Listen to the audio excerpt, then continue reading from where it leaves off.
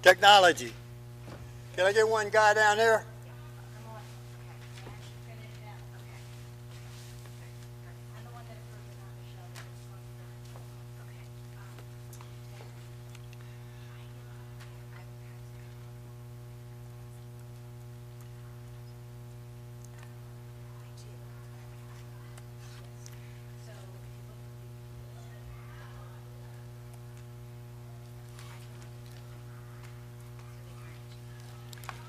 I need to hook these up. Password incorrect. Oh, Lord, what did I do wrong?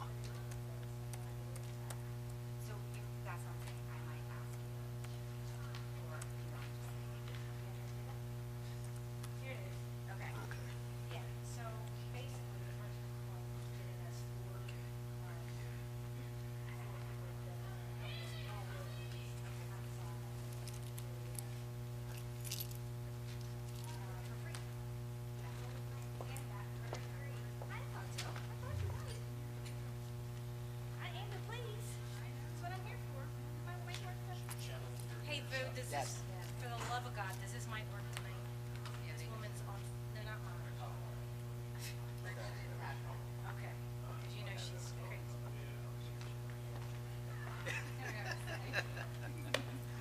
Thank you. Good? Get there from?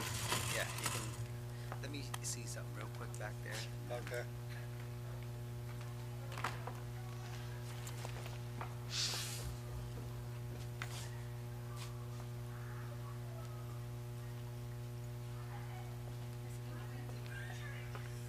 What are we saying? Right. You said this to me last time, and I was like, why is she saying that to me? Does she understand what she's saying?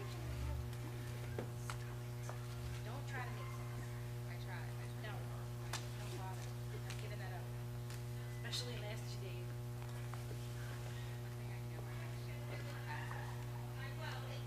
I also need to buy more Advil and Pepsi.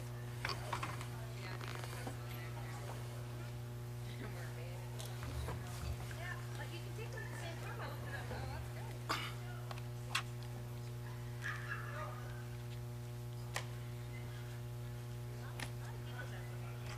Mine works.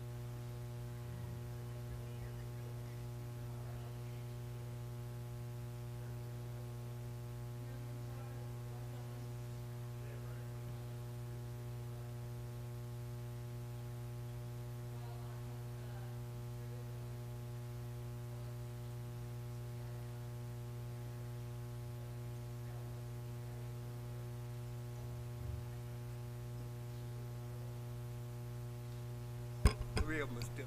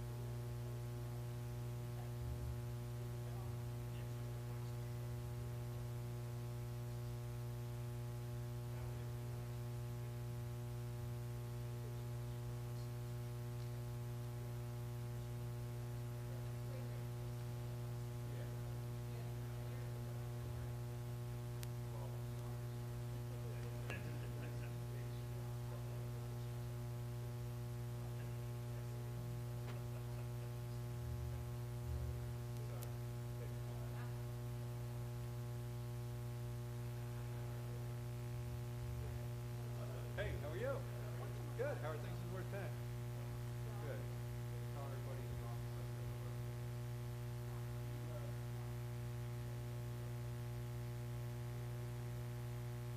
Not now.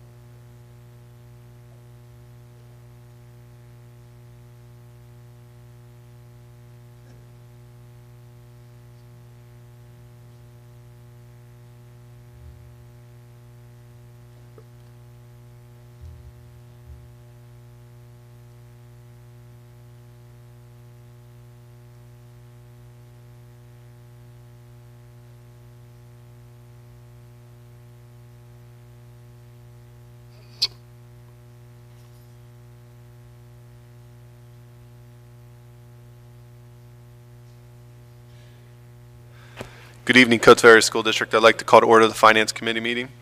First order of business is approval of the minutes. Recommended action, the approval of September 12th, 2023 Finance Committee meeting minutes. Do I have a motion? Motion. Motion. Second. Okay, call for a vote? Yes. Yes. Yes. All right, first order of business on the agenda is financial statements. Recommended action that the Board of School Directors approve the financial statements, bills payables list as presented. Do we have a motion? So moved. Second. Any questions or comments? See none, we'll call for a vote. Yes. Yes. Yes. Letter B, 2024-2025 budget calendar timeline for events. Recommended action that the Board of School Directors approve the budget calendar for the use of the 2024-2025 budget planning process as presented. Do we have a motion? So moved. Second. Any questions or comments? See none, we'll call for a vote. Yes. Yes. Yes. Letter C, appointment of District Solicitor Whistler Pearlstein LLP. Recommended action that the Board of School Directors approve the appointment of Whistler Pearlstein LLP as District Solicitor pursuant to the Legal Services Engagement Agreement in the form presented. Do we have a motion? So moved. Second. Any questions or comments? See none, we'll call for a vote. Yes. Yes. Yes. Letter D, Music Theater International Contract, Coatesville Area Senior High School. Recommended action that the Board of School Directors approve the contract with Music Theater International for Coatesville Area's Senior High School's production of Shrek Jr. in the amount of $1,175 as presented. Do we have a motion? So moved. Second. Any questions or comments? See none, we'll call for a vote. Yes. Yes. Yes. Letter E, Imperial MHC Management LLC Tax Assessment Appeal. Recommended action that the Board of School Directors approve the stipulation for settlement regarding a tax assessment appeal involving Imperial MHC Management LLC, owner of a property located at 101 Imperial Drive, West Calhoun Township, as presented. Do we have a motion? So moved. Second. Any questions or comments? Seeing none, we'll call for a vote. Yes. Yes. Yes. Letter F, Imperial MHC Management LLC Parcel A Tax Assessment Appeal. Recommended action that the Board of School Directors approve the stipulation for settlement regarding a tax assessment appeal involving Imperial MHC Management LLC, owner of a property located at 100 McKinley Drive, West Calhoun Township, as presented. Do we have a motion? So moved. Second. Any questions or comments? Seeing none, we'll call for a vote. Yes. Yes. Yes. Letter G, Pollock Living Trust Tax Assessment Appeal. Recommended action that the Board of School Directors approve the stipulation for settlement agreement regarding a 2021 district-initiated tax assessment appeal concerning Pollock Living Trust, owner of a property located at 985 Octorara Trail, Sadsbury Township, as presented. Do we have a motion? So moved. Second. Any questions or comments? Seeing none, we'll call for a vote. Yes. Yes. Yes. Letter H, CCPI LLC Tax Assessment Appeal. Recommended action that the Board of School Directors approve the stipulation for settlement regarding a tax assessment appeal involving CCPI LLC, owner of a property located at 332 East Lincoln Highway, City of Coatesville, as presented. Do we have a motion? So moved. Second. Any questions or comments? Seeing none, we'll call for a vote. Yes. Yes. Yes. Letter I, CCPI LLC Tax Assessment Appeal. Recommended action that the Board of School Directors approve the stipulation for settlement regarding a tax assessment appeal involving CCPI LLC, owner of a property located at 70 South 3rd Avenue, City of Coatesville, as presented. Do we have a motion? So moved. Second. Any questions or comments? Seeing none, we'll call for a vote. Yes. Yes. Yes. Letter J, Bridge Academy Teacher Supplies Donation. Recommended action that the Board of School Directors approve a donation from the Bridge Academy for teacher supplies valued at approximately $80 for Calhoun Elementary School as presented. Do we have a motion? So moved. Second. Any questions or comments? I just say thank you to Bridge Academy for that donation. Duly noted. Mr. Roan, also, in addition, we have a couple other donations as well, so I will echo that same sentiment for those donations also. We'll call for a vote. Yes. Yes. Yes. Letter K, Dick's Sporting Goods Foundation, 75 for 75 Sports Matter Grant.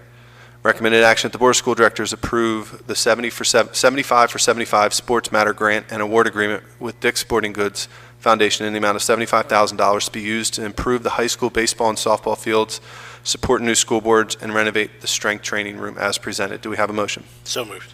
Second. Any questions or comments? Seeing none, we'll call for a vote. Yes. Yes. Yes.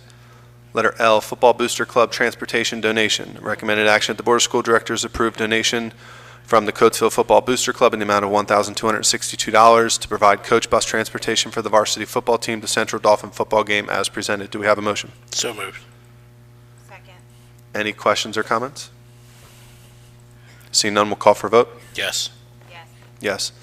Letter M, the Home Depot portable AC units donation. Recommended action that the Board of School Directors approve a donation from the Home Depot Parksburg store for 3 portable air conditioner units to be used for classrooms at East Fallowfield Elementary School as presented. Do we have a motion? So moved. Second. Any questions or comments? Seeing none, we'll call for a vote. Yes. Yes. Yes. Letter N, LBC Credit Partners, school supplies donation. Recommended action that the Board of School Directors approve a donation from the LBC Credit Partners for school supplies valued at approximately $4,400 for Callan Elementary School as presented. Do we have a motion? So moved.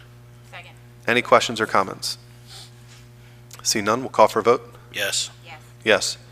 Letter O, McGonigal Family, donation to Edith McGonigal Memorial Scholarship Fund.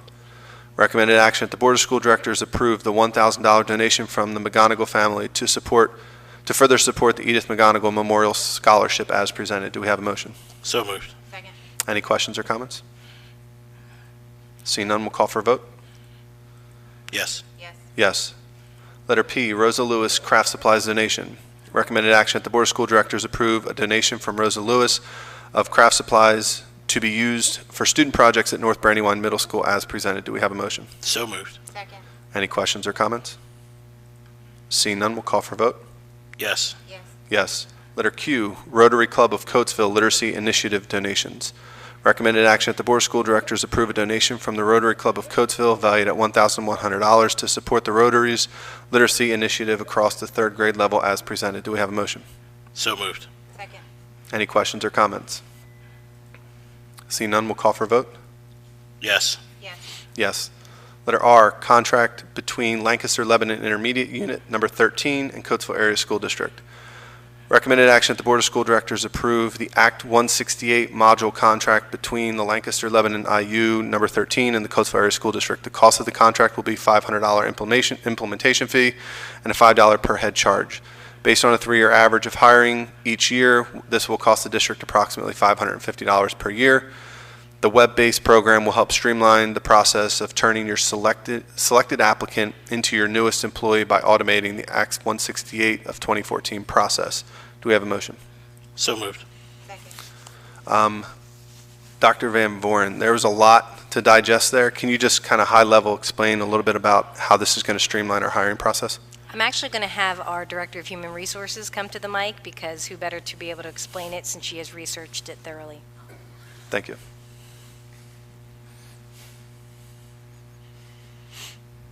So good evening, everybody. Is this thing on? Doesn't sound I think as you start talking, it'll start picking it up. Oh, okay. So the Act 168 program through the IU13 is an automated program. Currently, we have to send out an Act 168 for all employees that we hire. They go to all the different schools that anybody has worked at, and it goes to any employer who has where they have worked, where the children are ages 18 and below.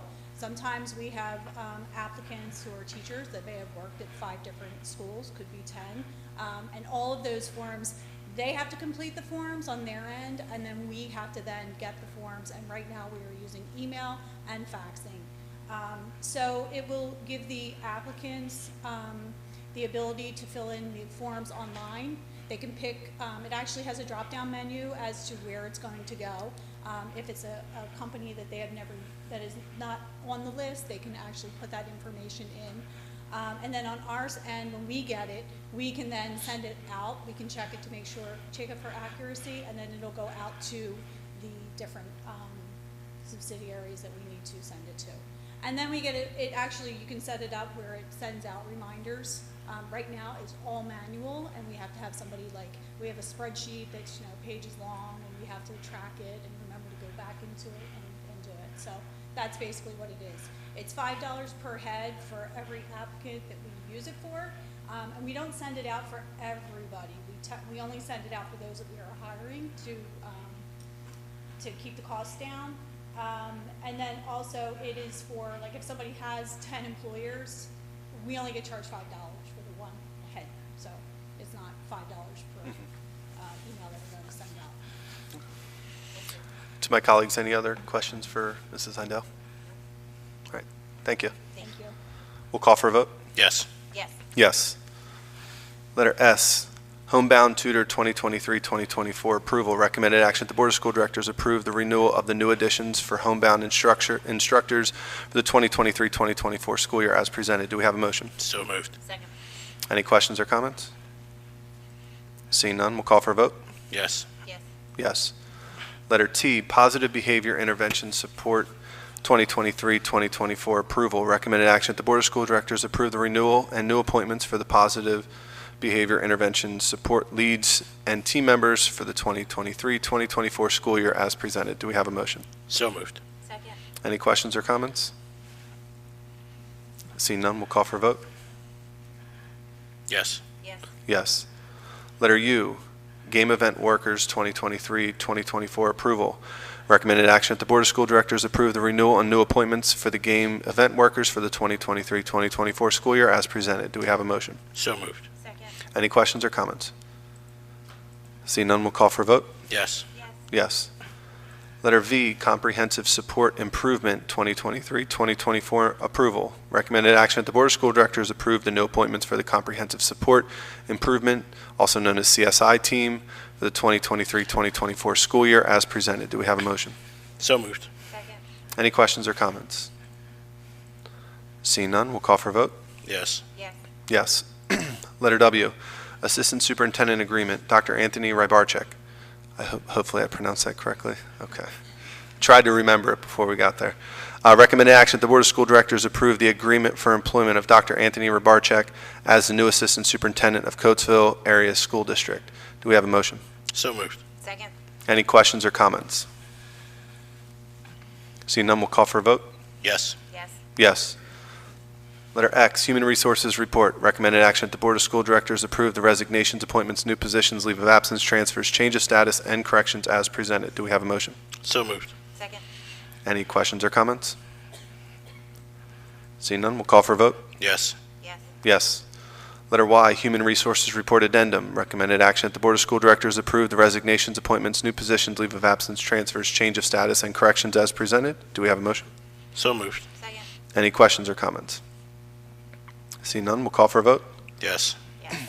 Yes. All right, that does it for agenda items. We have a couple informational items. Letter A, 5A is the account codes for legal fees. Letter 5B, medical claims from July 2023 through, I believe that's July 2023 through August 2023. And then letter C is ESSER 3.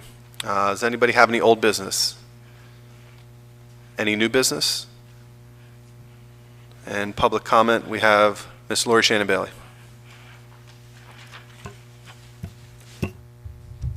Testing, testing. Can you hear me? Thank you. The general fund treasurer's report indicates other revenue of $345, or $345,856,048. Just wondering, what does this mean? If the public could be advised of what exactly does this mean?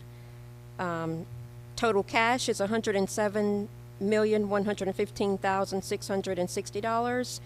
Wondering what the district's plan is to do with that money. It seems to me that we're in dire need of mental health staff. Maybe not, but I'm looking for school psychologists and social workers and other behavioral health staff on the HR report moving forward to help our children, our most vulnerable children. Would like to know what the plan is for total cash. Student activities, $152,000. Would certainly like to know what that money has gone for. In terms of our new assistant superintendent, in reading the 10-page contract, I didn't see any salary information. I'm wondering, how can the board approve a contract without salary, and when can the public be advised of the salary?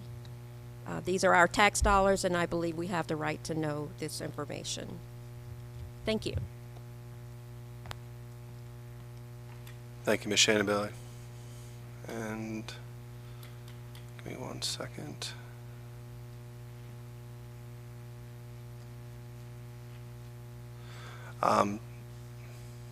Ms. Shannon Bailey, I want to answer your question. On the assistant superintendent agreement, under the public content. And it is under 5.0 compensation of assistant superintendent. 5-1 highlights the compensation that's being allotted annually. It's under the public content. It's not, I could not see it. It's on the website now currently. Okay, so. The entirety of the contract, all pages are insistent on this. Sure. I guess Mhm. what I'm trying to say is when I was reading the contract Mhm. last weekend, I did not see the salary information. I'm not suggesting it wasn't there. Yeah. But Understood. thank you. Can you Yeah. give me the section again? Sure. I'll actually tell you what page and the section. It is page 4, section 5.1. You got it.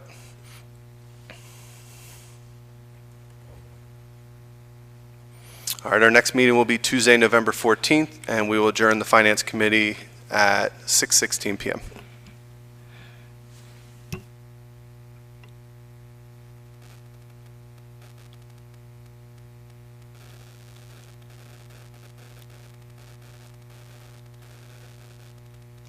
Good evening, everyone. I'd like to call to order the Education Committee. First order of business under item 2, approval of the minutes. Recommended action is to approve the September 12th, 2023 Education Committee meeting minutes. Do I have a motion? Motion. Any comments or questions? Seeing none, call for the vote. Yes. Yes. Okay, number 3, item 3, we have a presentation this evening. We have a presentation from Power School representatives who are going to talk about the document cloud K through 12 intervention.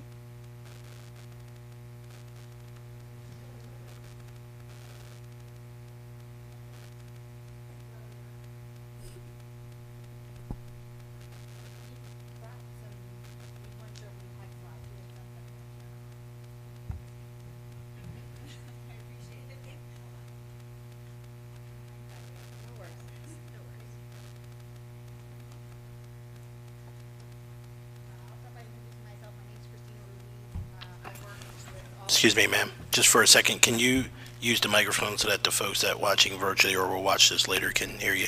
Thank you. Absolutely. So hello everyone, my name is Christina Ruiz. I work in all things student success in the great state of Pennsylvania for Power School.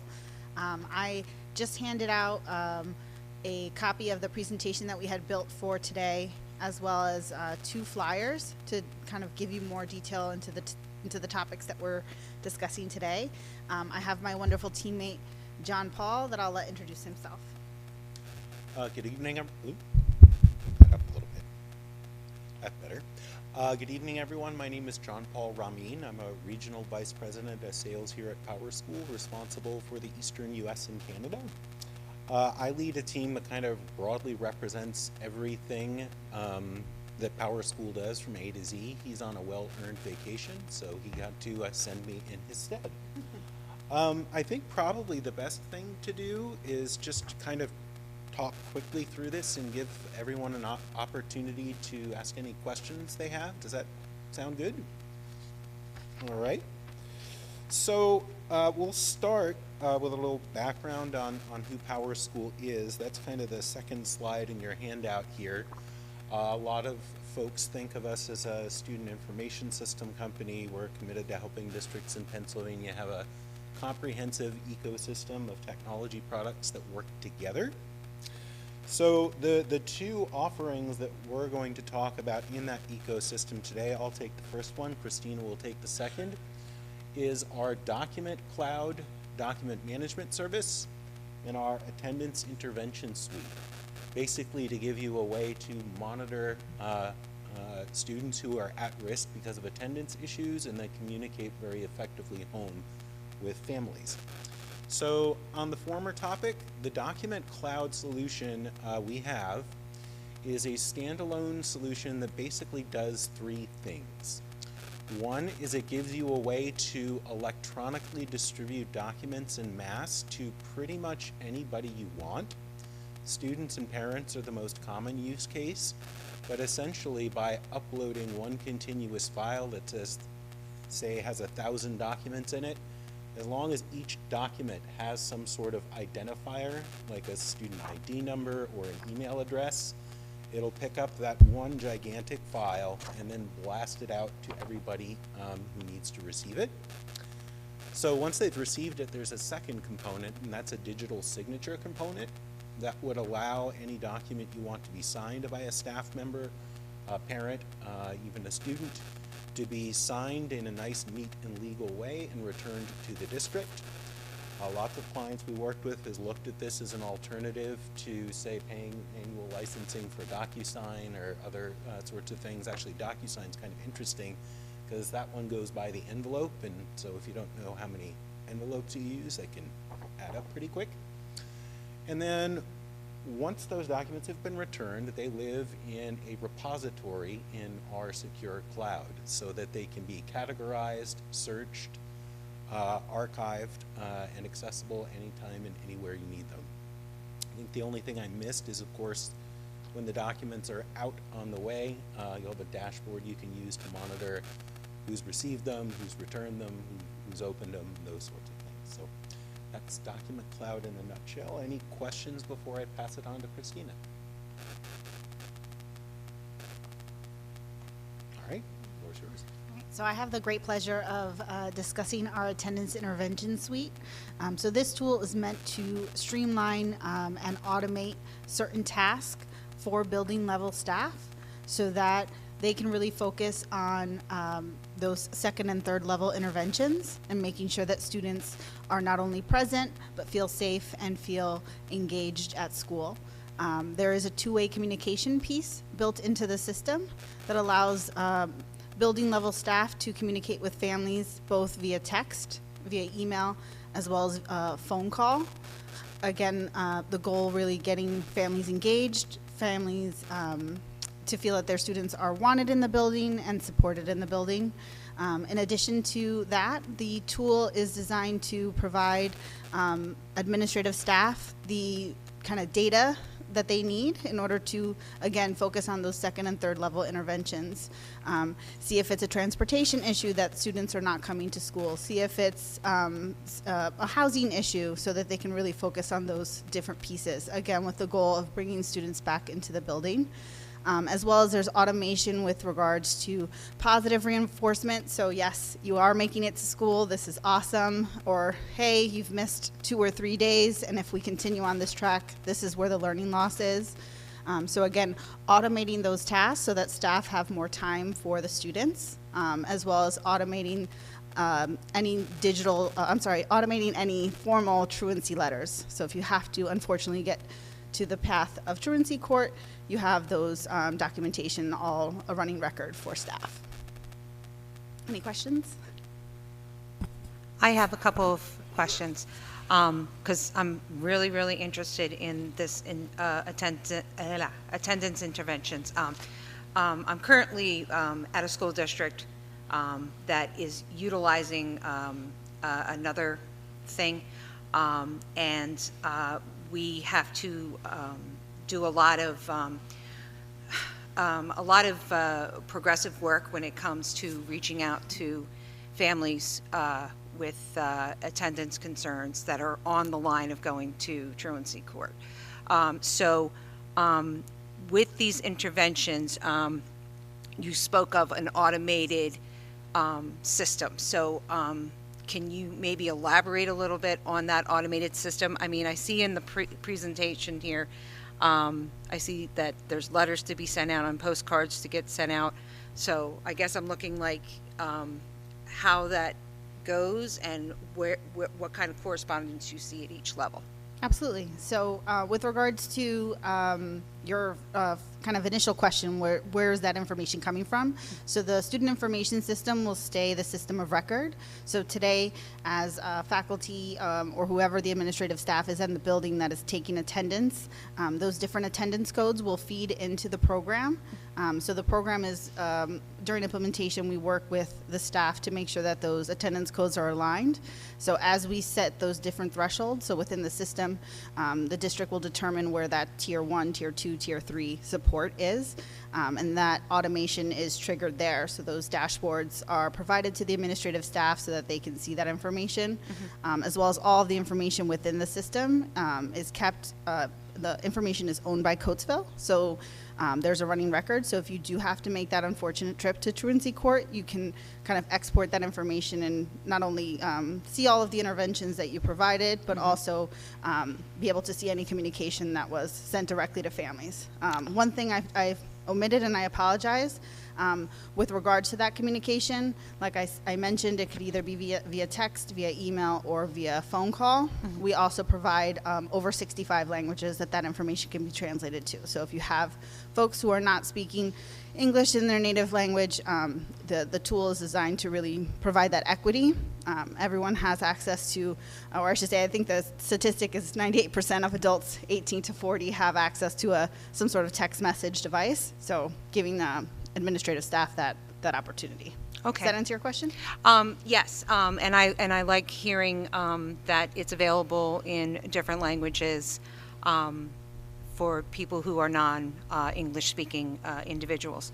I guess I also wanted to find out, I guess based on the number of like absences a student has, if it is a certain amount, and I don't know if it varies from district to district, but if it's a certain amount of what they call unlawful absences, which is without a notice, if a notice doesn't come in after, say, 3 days, then they mark it as a notice of violation or an NOV. Then notice has to be given out to the family, which includes a date set up to do a student attendance intervention plan. Yes. So is this letter communication replacing that process, or is it supplementing it, or? It can replace that process, or it can supplement that process. That's ultimately the district's decision. The benefit in replacing that process is that you digitize that process so that again, you have a running record. You can see when that information is opened. But yes, those triggers are all set up by the district. The state of Pennsylvania has those guidelines, but the district ultimately makes those decisions on when that correspondence is sent out. For example, the formal letter that you see as kind of an example, that typically in the state of Pennsylvania is a 3, 5, 10, 15. Those postcards can be sent up so that they're sent out weekly. You can set them to specific subgroup and subpopulations. So yes, the goal is to try to create as much efficiency as possible so that we can give that building level staff that time back to work with students one-on-one. Okay, and then this is my last question. The last question I have is the contract and quote that you gave our administration and the board. Is that going to be like an all-inclusive kind of thing? Or is it going to be like, you download a free game and then, in order to get to the next level, there's an in-app purchase? Absolutely not. Okay. No, it is a K-12 quote that we provided. There are one-time implementation and training fees for year one, but moving forward, it's a standard subscription. Okay, great. Thank you. I apologize. I think you also had a question. That's all right. I think you answered it, but I just want to make sure. So you did say it does integrate into our student record system? Yes. Okay, thanks. Yes. That will stay the system of record. One thing I'll add about the translation capability, just so it's clear, is it's primarily text messages. We're working to take some of the postcards and translate those automatically. However, what it does means if you're the building principal and you text a parent in English and they write back in Russian, it gets translated back into English for the principal. essentially they can speak in both of their own languages in conversation without having anything other than the software do the work. One small question. Has this been, have you put this in other schools? We have. We've done a lot of work with the New York City Department of Education.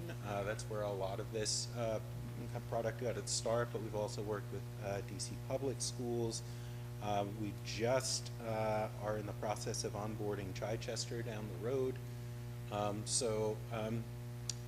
think this product, which started as a relatively small company, once it was kind of brought into the Power School umbrella, we've really seen it grow, and we expect to see it grow a lot more. Okay, at the end of the road, the existing conditions were improved?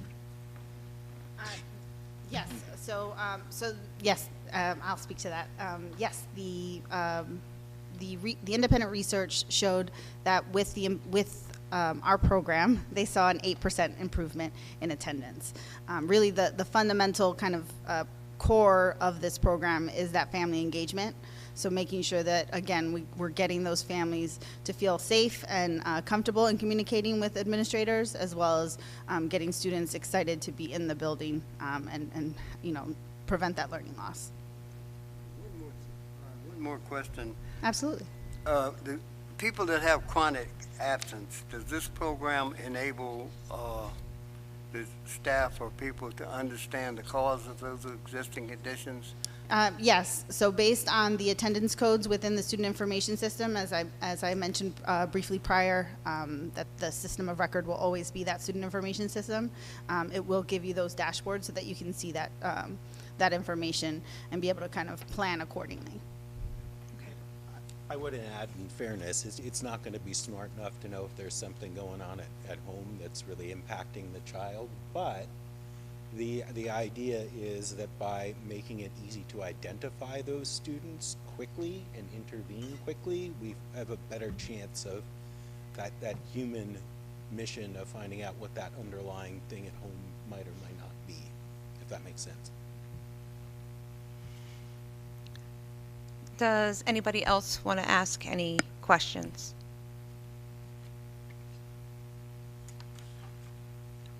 Okay.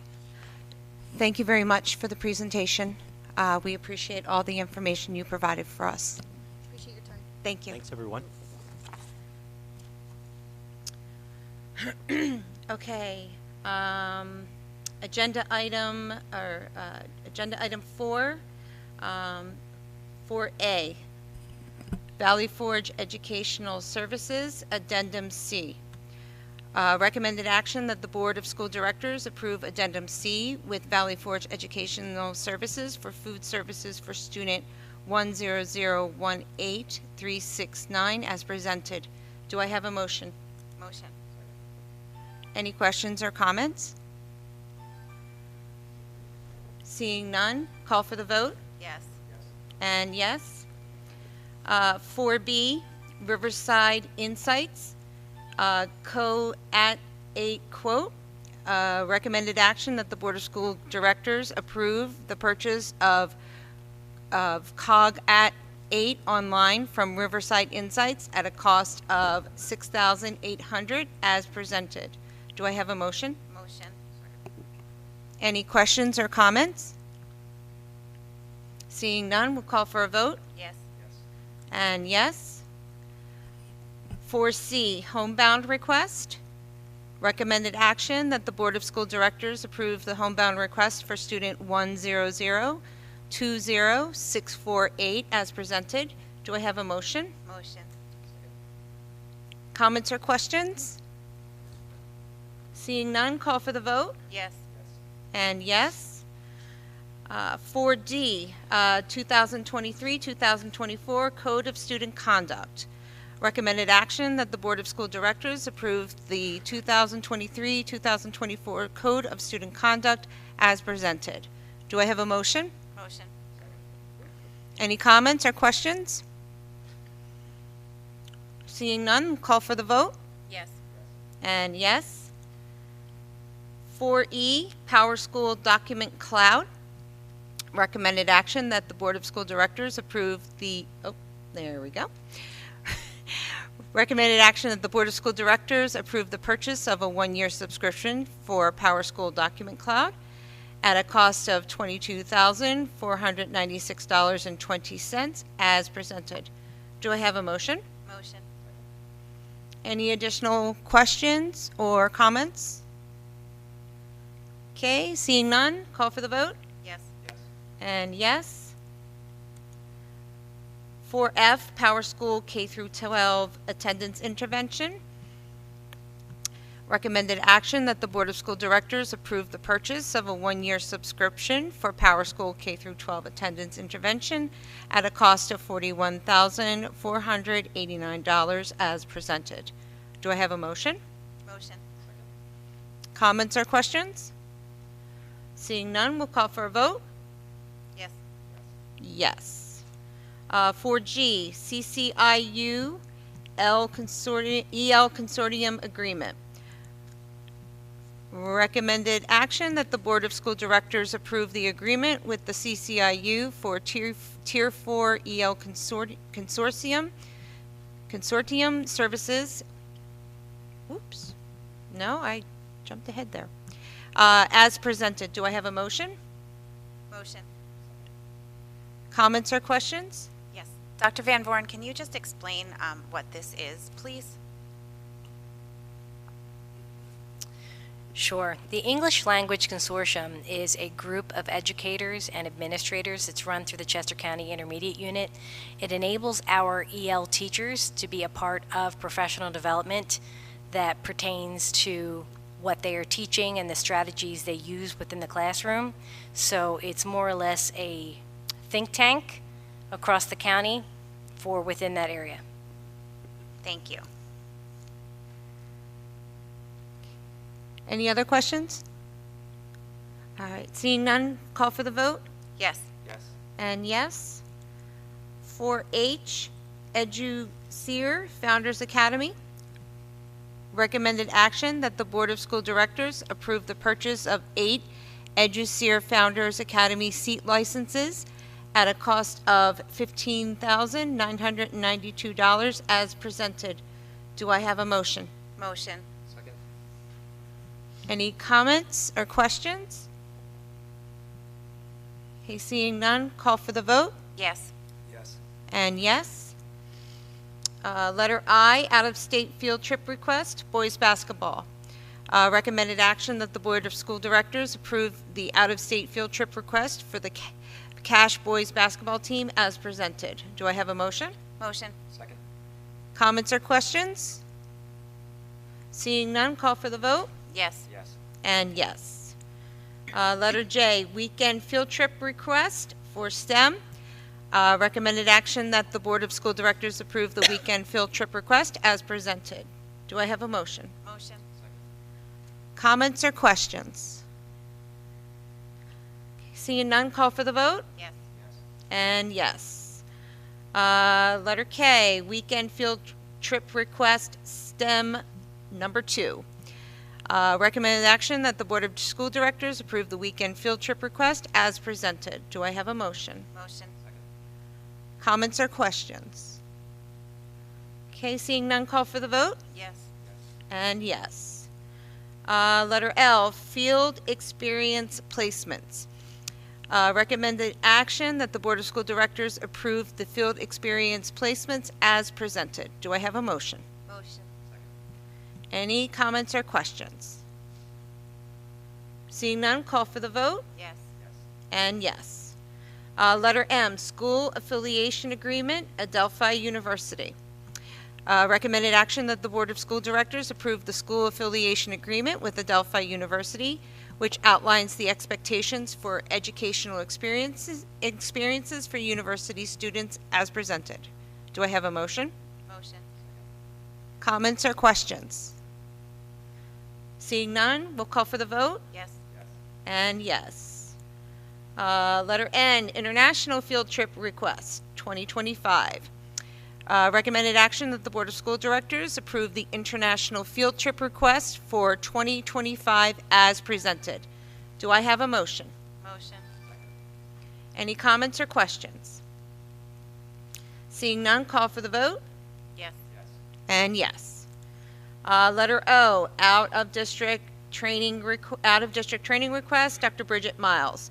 Recommended action that the Board of School Directors approve a request from Dr. Bridget Miles, principal at Kings Highway Elementary, to attend and present at the Social and Emotional Learning Exchange, Leaders as Learners, Building the Village Our Children Need Conference on November 7th through the 9th, 2023, at a cost of $675 as presented. Do I have a motion? Motion. Comments or questions? Seeing none, call for the vote? Yes. And yes. Letter P, Art Club Pilot Program, Campus. Recommended action that the Board of School Directors approve the pilot of an art club at the high school campus for the 2023-2024 school year as presented. Do I have a motion? Motion. Comments or questions? Seeing none, call for the vote? Yes. And yes. Excuse me. Letter Q, overnight out-of-state field trip request, Ski Club. Recommended action that the Board of School Directors approve the overnight out-of-state field trip request as presented. Do I have a motion? Motion. Any comments or questions? Seeing none, we'll call for the vote. Yes. And yes. Letter R, CCIU Service Agreement, Professional Learning and Coaching. Recommended action that the Board of School Directors approve the service agreement with the CCIU to provide professional learning and coaching and consultative services during the 2023-2024 school year in the amount of $159,250 as presented. Do I have a motion? Motion. Any comments or questions? Excuse me. Okay, seeing none, call for the vote. Yes. And yes. Letter S, advertising, Boys Soccer Booster Club. Recommended action that the Board of School Directors approve the advertisement request from the Boys Soccer Booster Club to sell signs and game announcements, to advertise, and to maintain funds raised to utilize for the 2023-2024 school year as presented. Do I have a motion? Motion. Any comments or questions? Seeing none, we'll call for the vote. Yes. And yes. Letter T, field experience, Samantha Fiorella. Recommended action that the Board of School Directors approve Samantha Fiorella, a current teacher in the Coatesville Area School District, to complete her Wilson certification practicum through Drexel University at Kings Highway Elementary outside of school hours with district students after obtaining parental permission as presented. Do I have a motion? Motion. Comments or questions? Seeing none, call for the vote. Yes. And yes. Letter U, Compass Mark, Memorandum of Understanding. Recommended action that the Board of School Directors approve the Memorandum of Understanding with Compass Mark, which outlines the facilitation of evidence-based prevention programs offered at Coatesville Area School District as presented. Do I have a motion? Motion. Comments or questions? Seeing none, we call for the vote. Yes. And yes. Letter V, confidential settlement agreement and release, 100-20227. Recommended action that the Board of School Directors approve the confidential settlement agreement and release for student 100-20227 as presented. Do I have a motion? Motion. Comments or questions? Seeing none, call for the vote. Yes. And yes. And letter W, Parksburg Point Partnership. Recommended action that the Board of School Directors approve the partnership with Parksburg Point to provide volunteers to the high school campus to support students during the regular school day as presented. Do I have a motion? Motion. Any comments or questions? Seeing none, we call for the vote. Yes. And yes. Number 5, informational items. Letter A is our current enrollment reports as of September 30th. Any old business? Any new business? Okay, public comment. Ms. Lori Shannon Bailey. Thank you. In terms of the code of conduct, on page 45, it notes, it's talking about an excusable note, and it says, notes do not in itself make an absence, lateness, or early dismissal excusable. My question to you is, what does? This seems very, very confusing for students naturally, but also for parents. Again, notes do not in itself make an absence, lateness, or early dismissible excusable. So again, what does make the note excusable? On page 47, the homeschool visitor and/or the attendance officer are authorized by PA school code to apprehend students in violation of the compensatory school attendance laws. I'm happy to see the connection to the laws. Do children really understand that? Do parents really understand that? This is an opportunity for you all to show where you're really making it easy for parents and children to understand the magnitude of attendance problems. And also, do we have an attendance officer? I think that was where I was going with that. I haven't seen an attendance officer in my reading, so that would be something that I would want to know. Under the CompaSmart contract, Chester County D&A, what is D&A? I'm assuming it's drug and alcohol, but we can't assume anything. Kudos to you for having this diversion program. Hopefully we will see less students being suspended and or expelled. So I was very happy about that.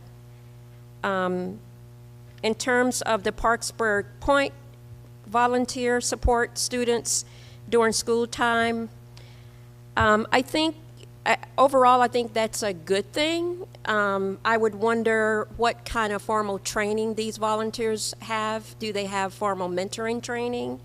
Do they have any mental health training? I think at the end of the day, a lot of our struggling students just need mental health services and support. And I'm not saying that's the total answer, but I just believe that more should be done to provide services and support from a mental health perspective when we think about children who are suffering from parental abandonment. That seems to be my go-to word. Many, many problems, generational traumas, abuse, drugs and alcohol. So I appreciate the effort, but I would like to see more staff who are professionally trained to help our children be successful. Thank you. Thank you, Ms. Shannon Bailey. Our next meeting will be Tuesday, November 14th, 2023. And I am adjourning the Education Committee meeting at 6:47 p.m. Good evening. I'd like to call the Operations Committee meeting to order at 6:47. Approval of the minutes. Approval of the September 12th, 2023 Operations Committee meeting minutes. Do I have a motion? Motion. Second. Was that a second? Yeah, second. All right. Questions, comments, or concerns? Hearing none, call for a vote. Yes. Yes. And yes.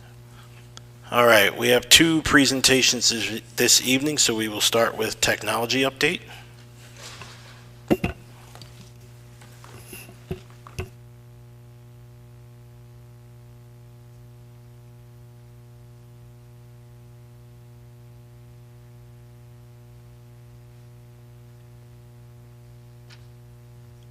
Good evening. Good evening. It's over here where we can hear something. So it's my pleasure to come before the board and give you a good idea of where we are with technology in the short time I've been here, some evaluation of what we have, what I found, and a good overview of what's going on. So all of these numbers were updated as of Friday, I would say. So they're pretty close to what we're looking at. So I want to go over and just prepare for the board just a quick agenda of what we're going to cover. Feel free to stop me if you have questions, and there's a question section at the end, or if there's something else I can answer, please let me know. So we're going to review the technology staff that we have in place. We're going to talk about end user devices, teachers, laptops, Chromebooks, and other devices in the district, our servers and storage and what they look like, our technology integration systems connected to our student information system with School Messenger, or eSchool and the pieces that it goes out to, as well as our copier project that was approved, our cybersecurity beginnings, and then at the end we'll have questions for the board.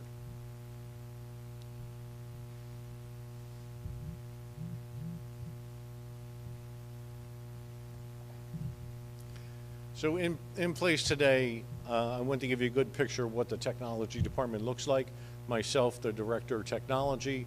We have a help desk support person that is full-time. We have a network manager who is full-time, a systems manager who is full-time, 2 employee technicians, 2 contracted technicians, 1 6-month contracted position from the IU. Thank you, board, for that. That was very helpful at the .5.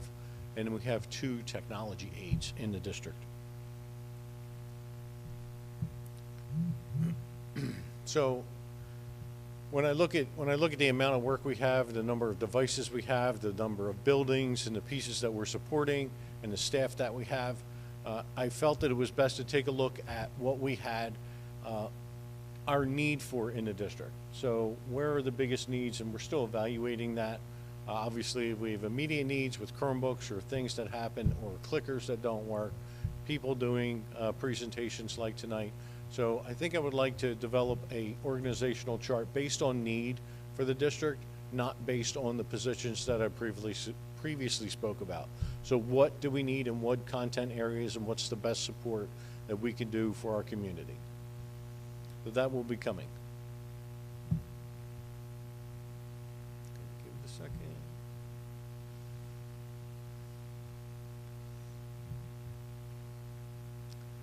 So I wanted to go into the end user devices. And in the end user devices, there's about 7,500 devices in the district. We have about 1,500 to 2,000 that are either coming out of circulation or that are in closets that need to be recycled and put into different places, but 7,500 active devices for students, teachers, and staff. Our current deployment as of July 1st, or from July 1st through current today, we've deployed 461 teacher laptops. That's brand new. That is approximately an hour to an hour and a half a session. So that's 461 to 500 hours to deploy those. There's 2,333 Chromebooks that were deployed out to the 3, 6, and 9, which were new. Kindergarten, which came in, they would have been the seniors going out recycled.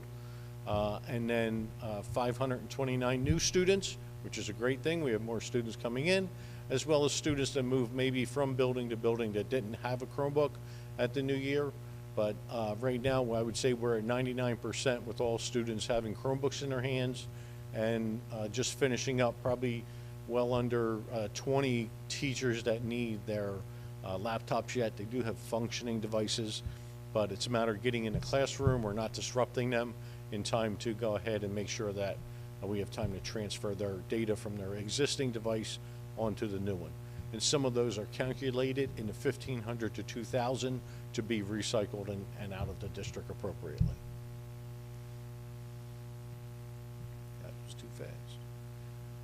That was wrong. So some recommendations that I see automatically as we went through this transition of bringing in these new Chromebooks and new teacher laptops, were an implementation that maintains a comprehensive inventory management system. It's kept on numerous spreadsheets. It is, and if you know what a spreadsheet is, and if you all have access to it and someone clicks the wrong column, you now don't have an inventory anymore. So Barb, my help desk person, has done a great job of trying to consolidate those. We work on it on a daily basis. One of my recommendations will be to put a professional or a system in that actually ties together our inventory with our ticket system. This does 2 things. It keeps track of the device, and it keeps track of the user.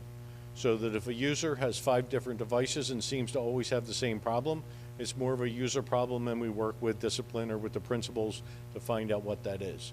If it's a single device that goes to multiple people and it has problems, then it's more of a device problem. It also gives us inventory forecasting, gives us time to put in depreciation for Lori so that we can depreciate them at the end of the cycle that when they go out, and keep an accurate inventory. Wow. Evaluate and optimize our deployment and repair process.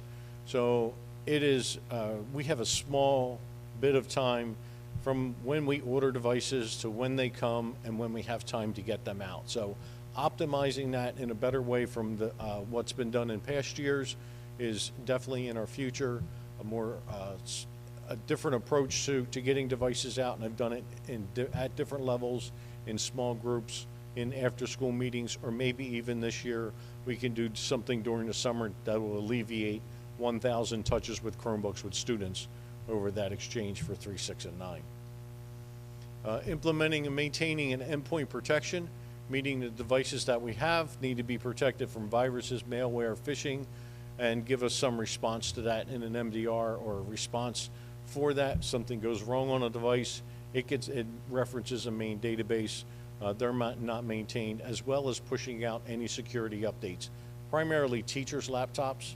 We do all of the Chromebook management through the Chrome Manager, but for the Windows devices, we have what's called a Microsoft System Center. System Center can push out updates as they're tested, and we know they're good, because sometimes Microsoft doesn't always put out the best update, and we need to test those first. So implementing a maintenance protocol is best. Developing a 5-year replacement plan cycle. This is really simple. They come in 5 years, what are we doing with them each year? This helps in 2 phases. We know who's getting what comes end of life in its cycle, as well as budgeting to tell us in 5 years what we're going to spend on our end user devices.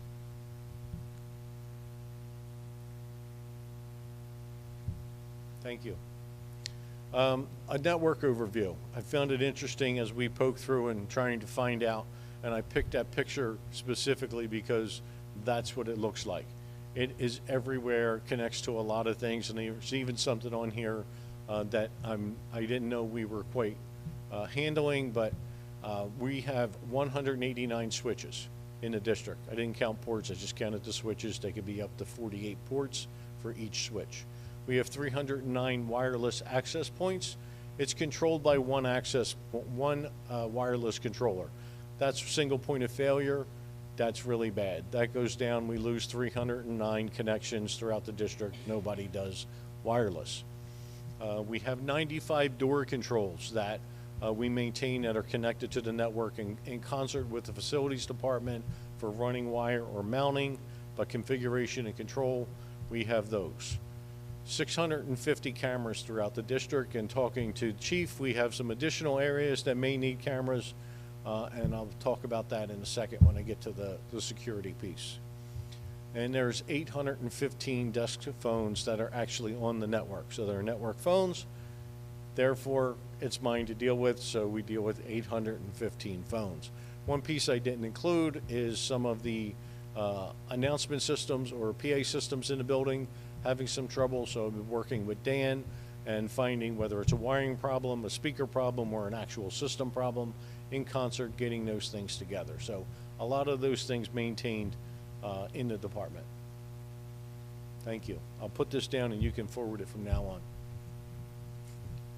So some network recommendations for our critical infrastructure and development and replacement of what we need to operate in the district.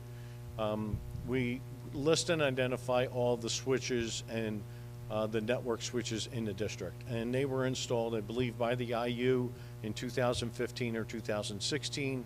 They're coming end of life. They're going to need some replacement. The network router was put in, I believe, in 2020 by the IU. Very good product, holding strong. It is supported for at least another couple years. List and identify the network configuration. So one interesting thing is in 2 of the buildings, we have a switch in every classroom. And that's the way the building was designed. That's why there's 189 devices. I think there's 75 in one building. and I'm weighing the cost of rewiring the building versus the cost of putting all of that electronics in each room. So more to come on that, which is the best financial decision, what's the best network decision for us to support for the districts or for those two buildings. It's just two out of the rest. Wireless survey, we did a heat map survey. I believe the IU might have done one in January.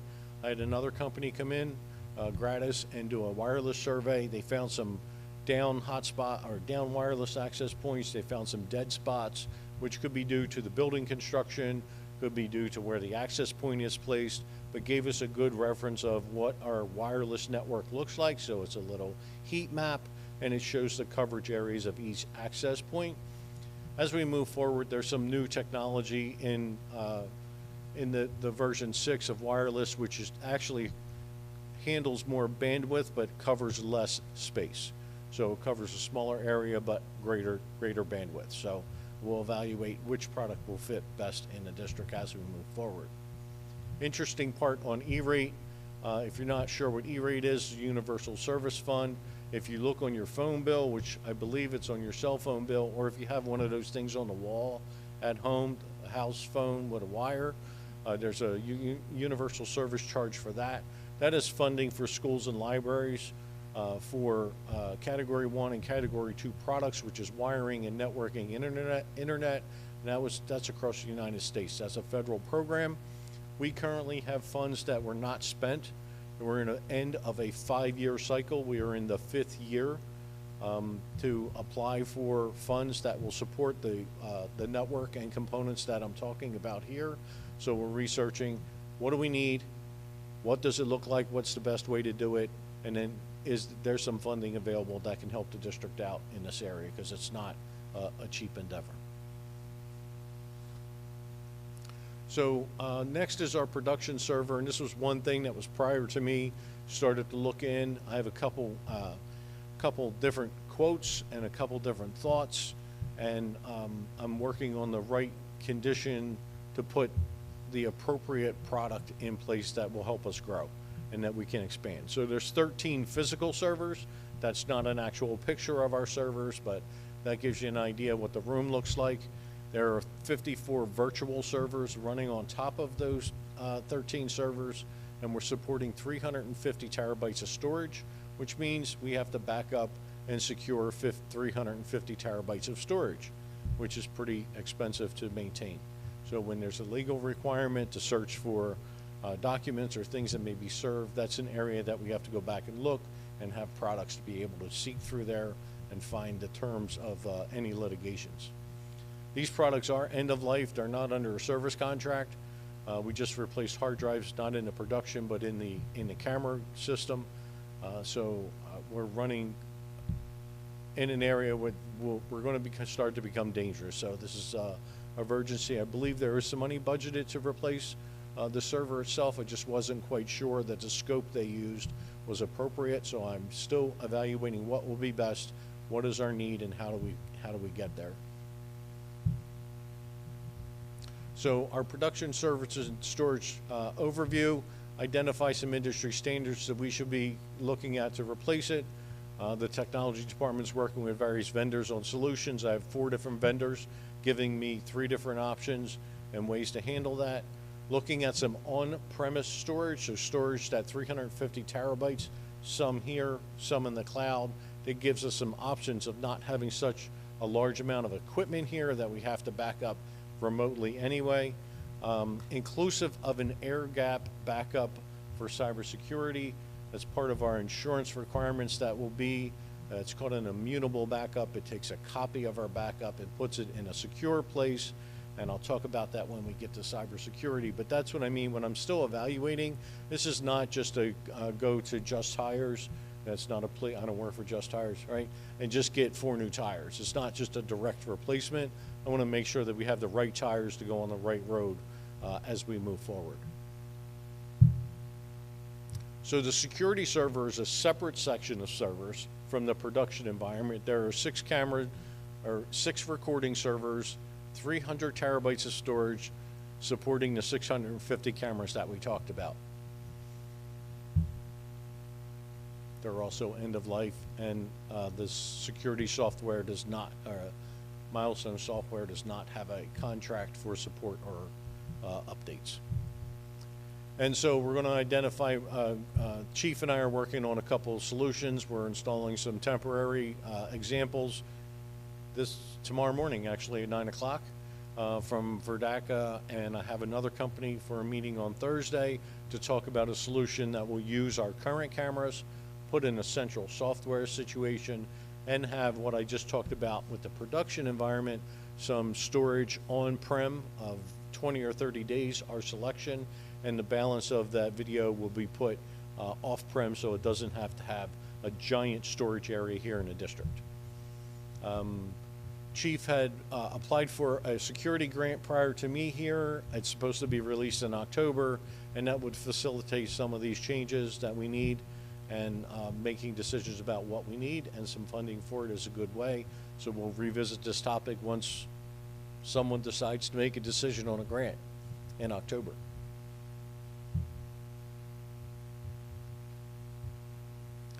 So the technology integration systems, just so you may hear some things that come around.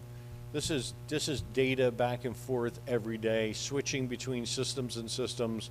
When a new kid comes in, they go into one system, they're pushed into another system, they're rostered out to 20 systems. So the technology integrated systems, and this is a statement that came from the audit that was done by the IU for this, that the technology integration systems management have been neglected, resulting in disorder, workflows, and responsibilities. I've done my best. I partnered with the IU at the beginning of the year to get us going, find our problems, get connected. We're still working today on some ancillary pieces that we're finding that may or may not be connected. And so the information comes into eSchool when we get a new student. It gets transferred over to Canvas as our learning management system. It gets transferred into Clever. Clever goes out to probably 15, 20, or 30 different applications where the students will have a username and be able to use the curricular software that's supplied to them. And there's some other areas of rostering, and I think our eSchool people left for that piece, but there'll be another connection that will come out of one of these components. So this is an area of huge concern, but definitely thank you to the board. You did approve a 0.5 for the balance of the year through the IU SIS support. They're doing second round interviews this week. They're supporting what we need right now and helping us through any problems we have, and they're doing second round interviews this week, so hopefully we will see someone in that position shortly. So some recommendations are, we currently partnered with CCIU. I think I covered most of what I have. Again, a big thank you for the 0.5 SIS, or Student Information Person. And some expectations I have from them are pieces that I couldn't find when I got here. Nobody knew what was connected to where, so documenting and identifying everything and the workflows of how these transfers happen. What happens when it connects at 2 o'clock in the morning, what data does it send? And that gives us an easy roadmap for when there's a problem on this end, we can track it back to where it should have come from. Evaluating our efficiency and consistency with integrity, so that that data, because this data is important. The data we just talked about sending for absences is huge. We don't want to send letters when they're not appropriately documented, so this is a huge position to support the business of the district.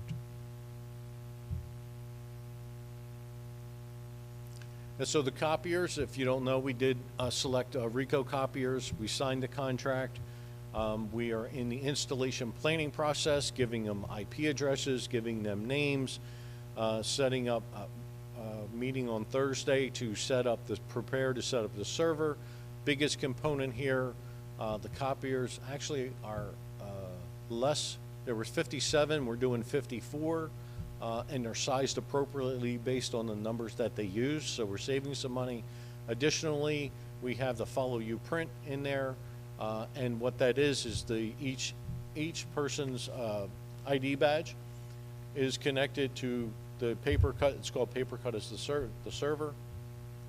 When you print, it goes to paper cut, and it sends it to a print queue. And wherever you are, if you're in one building, it can print there. If you're happening to be traveling, it can print in that building. One of the benefits in the last statement, I think there is saved as much as by volume 20% for those people that print and never actually reach the copier to get the piece of paper that's still sitting there. So there's some cost savings there. There's mobile printing for Chromebooks, and we can work with the buildings on that, on where they need to print. I don't know that they do print today. I don't think they have something in place. I'm not promoting it, but in some situations, obviously, it's good for kids to print.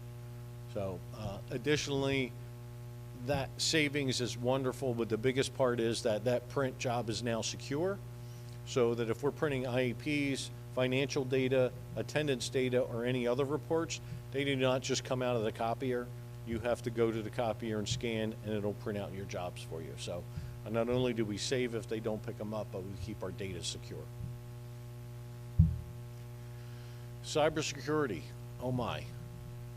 This is a heat map, and if you want to use the link at the top, K126.org, it's an organization that tracks all of the cybersecurity attacks throughout the United States. And as you zoom into these areas, this is just a screenshot. It'll tell you who was the actual offender. Downingtown was one of them, I believe, just close to us, but they're all around us, and if you see the multiple numbers. So cybersecurity is huge. Working with the IU on plans and coordinating and collaborating with the other districts on products we can use either through the IU or collaboratively to help meet our requirement needs. And most of that is for our cyber insurance. They've not required, but they ask very strongly if you have this in place. Our premiums could go up, there could be lots of changes, but eventually it's going to be, you must have these in place. Next slide, please. So there's 5 key areas that we want to focus on. I'm partnering with the IU and vendors to get my best perspective. I just completed this in my previous tenure before I came here, these 5 areas, and it gave us a very good sense of security, but did create a little bit more work about things to do. So I'm looking at systems, the EDR, the endpoint detection and response. I'm looking for systems that will respond automatically. I don't want to have to wait for a human to respond if there's a problem. That's just one example. The air gap backup or the immutable backup I talked about. Typically went with one product. I found that the IU offers it as a service, and so I'm comparing the cost between putting it in the district on our own or using it as a service, obviously choosing the best both financially as well as security-wise for us. Penetration and vulnerability scans into our network. This is poking holes in the door. We do it on a physical security to see if the door is open, a window's left open, or other things in the building. Same thing on our network and our cybersecurity. They do a penetration test to see if they can get into our networks remotely. They also come in the district to see if they can get into it from the district like a student or employee would try. And then they also look for any vulnerability scans, which would be happenings that are already here. Typically in an attack, the cyber attack people are actually already on your network for 1 to 2 years before they strike. They're sitting there waiting, trying to get administrative access, waiting to get keystrokes from someone. Once they have all the logins, that's when they can change stuff, and that's when the actual attack happens. So those tests are critical. They should be at least every other year on each test, just to continually keep up with new ways. Just a point of order, I think my wife called me today because she had 4 credit cards opened in her name, just today, in her maiden name. And so the only purpose that cyber attacks have is for money. They don't really want our data. They don't want to know our names. They don't want to know our socials. They want money. And so that's where we need to protect.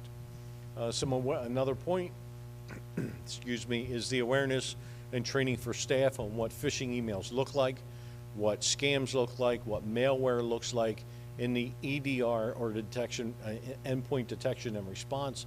If that doesn't cover it, our first line of defense is our teachers and our staff to not hit the button that it looks like Dr. Van Voorn is handing out credit cards or gift cards or anything else, because they will do that the check deposits, and then another big one is Christmas for gift cards, and then around tax time about your getting your W-2s. They're really common areas besides common times throughout the year that they attack when people are vulnerable. So building an awareness, there's a training program. It helps, it helps the staff to learn, and it helps them to understand a little more what to look for or how to dissect it just a little bit when it doesn't look right. Summing all that up together with a disaster recovery plan, should all of these things be put in place, should they not work completely 100% and somebody has snuck by, what is our recovery plan, what do we do next, and what are the steps? It is a good tabletop exercise, good planning, and good documentation like any disaster. In summary, wrap it up, Richard. We have 7,500 devices being supported by 6.5 people. That's an average of 1,154 devices per technician. Just a number, just a percentage. We have 2,000 devices, that is all of the networks, the phones, the cameras, the access points being supported by one person in the district, one body. Server environment, 19 physical servers, 54 virtual servers, and if I'm correct, it is 650 terabytes of storage space and backup by one person. The sys integrations currently being supported by myself and the support of the IU. The copiers, we're going to pull everybody we need to make sure they get in efficiently with a proper plan for each building, so we don't take out all the copiers. We'll do one building at a time, make sure everyone can print and go to another building another day. And then our cybersecurity planning is undetermined based on we need to decide what's appropriate for the district and what steps we want to take. And I think that sums it up for me, and this is your time. Okay. So I do have kind of one question, but before I do that, I'm going to make a statement, and some folks are probably going to get offended, but the truth is the truth. In my time on this board, this is the most comprehensive technology report I've seen. I mean, this wasn't like clap our hands, make it feel great, everything's wonderful, nothing's broken, everything's working just fine, right? This was deep in the weeds, right, of what is, where are you at as a department, what are the needs, what is working, what isn't working, and then there was a process to address what isn't working, or how do we get to where we need to be. So I'll segue to my question, and it's really simple because I heard a lot, and there was a lot of really good information. So for that, I say thank you. But I think the most important thing that I heard in this is you don't have enough resources. That's what I heard, right? That is the Cliff Notes version of what I heard. You don't have enough resources. Yes. I believe by evaluating and creating that organizational chart based on our needs will help determine what we need. We can't just throw people at things and expect them to work, add something else and expect it to work, but creating discipline areas that people are responsible for. Yeah. So, and, you know, the reality is for me, you know, while my time here is starting to wind down, you know, I still have 2 kids in the district, right, that are going to need this technology department to function at its peak, right? And I think we would be kidding ourselves to say that we are there right now, right? But I also can acknowledge and respect and appreciate that you're saying, hey, we're not there right now, but here's how we're going to get there. Here's how I think we're going to get there. Because that was not, that's the first time I've heard that in all my years sitting up here, is A, here's the problem, and then B, here's how I'm going to fix it. And so, again, for those that will sit at this table next, and then for those that will come through the doors and have to use this technology, right? Because ultimately, for our kids to be successful, we can't be playing with AOL dial-up, right? And so understanding where we are, truly where we are, not some land of make-believe, but truly where we are and where we need to be, quite frankly, is encouraging to me, knowing that here's the roadmap, here's how we're going to get there.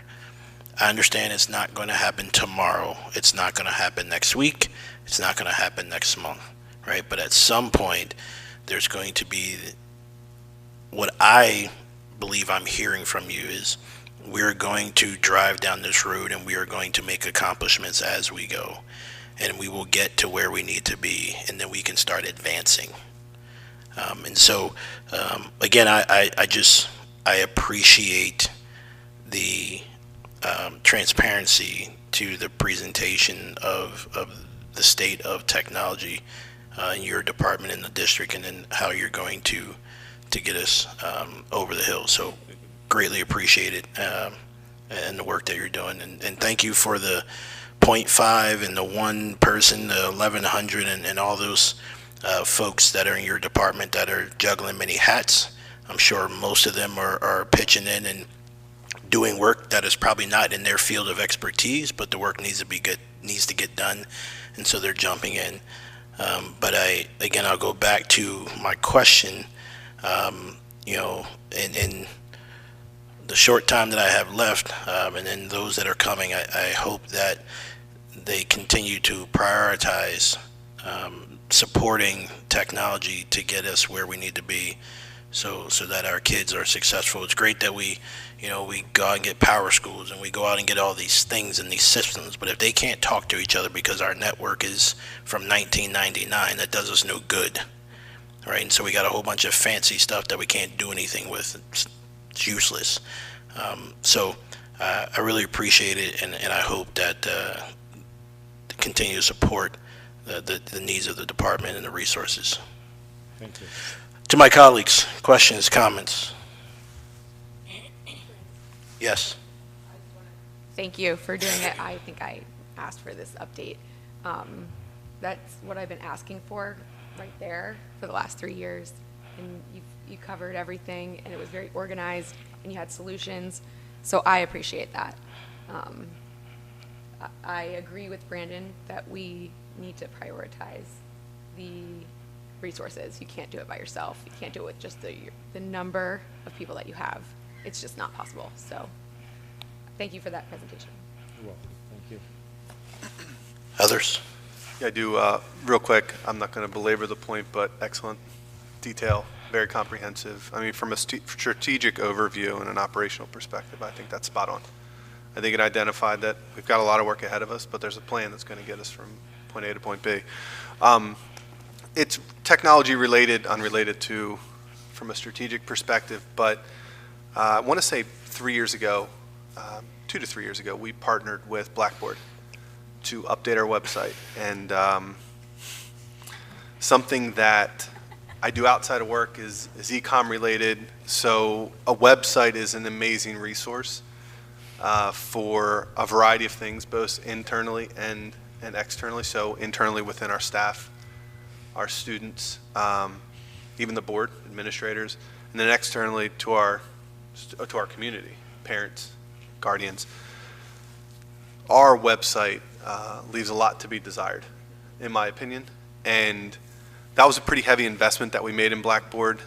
We went from a very antiquated, I want to say it was almost looked like a WordPress website that we had before, and what I'd like to better understand later down the road, when we start to have a better strategic plan, things start to roll out, you have a better grip on where we're going, that website needs to be a resource, an informational system, a vessel of communication to anyone and anyone that would need to have a touch point with the school district.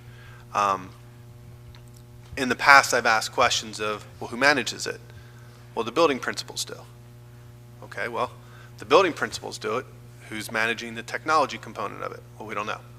So I think what would be helpful for me outside of this is in the next fiscal year, before the close of this fiscal year, just having a better understanding of where we're going with the website, whether it's strategically, functionally speaking, from a management perspective, how can we ensure that there's a continuous rotation and updating of that information that's on there? I think you go to some of our school sites and there's information on there from 3 years ago. And we were just having the conversation the other day about senior nights, right? Having a calendar that we can go to, or one specific resource that we can go to see upcoming events within the school district. Those are just some examples, but in closing, just some type of an idea of where we're going with that website and how we can leverage the website as a resource for anyone and everyone would be super duper helpful for me. I do have one other thing. From a technology insurance fee perspective, I saw that there were a lot of analysis that was going into what systems are going to work best going forward from a fee collection perspective. When somebody does pay that fee, I remember because I was on the technology, what was it called? The technology task force, yeah. When we first got Chromebooks from T-Mobile, we first received the grant.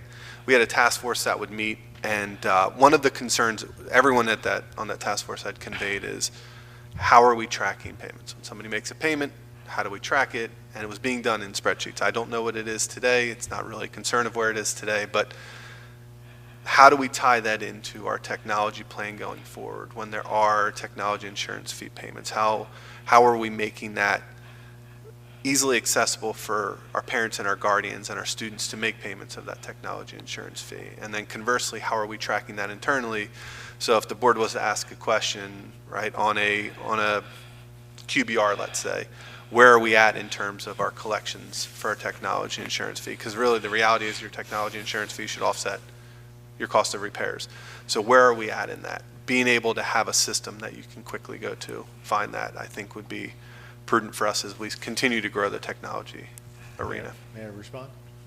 Oh, absolutely, please. That's all I got. I'll stop talking. I hear you about the website, and it is in the works, because I'm as confused as to who is what and where that picture came from sometimes. So there's probably, in a district this size, there's probably anywhere between 8 and 10,000 pages that'll have to be reviewed. So that'll need its own task force. Concerning the TIF, I was in the same position, just trying to understand what it was, who paid it, what decisions were made, how it was decided, where it was going, how do we track it, how do we get it. Somebody sent cash to the office, another one dropped off a check. And so I talked to Dr. Van Born, and I said, I think maybe let's take this year as a information gathering. How is it happening today? What was said on the task force at that time? What was the expectation of the TIF? How does it fit? And what rules have changed since then with free and reduced or being on some different programs? So I asked if we could take this time together, focusing actually with Lori, my department, and Dr. Van Born at what this really means, so we have some answers to really say what that TIF is. I thought it was a curse word to begin with, because every time somebody spoke about it, there seemed to be a lot of anger around it. And I didn't take it personally, but I understood their feelings. Thank you. Thank you. All right, greatly appreciate that. All right, so moving to our next presentation, we have a master's facility planning update. And so I'll look to Schrader and ICS.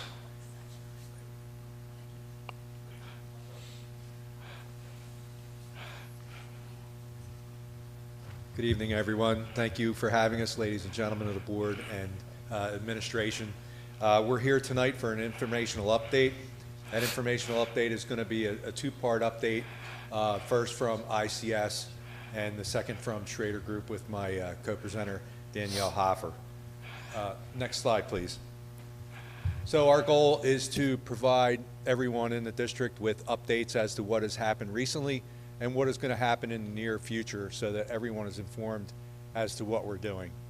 So the Coatesville Area School District Board approved Schrader Group Architects and ICS's contract to move forward with your vision in May of 23, so thank you for that.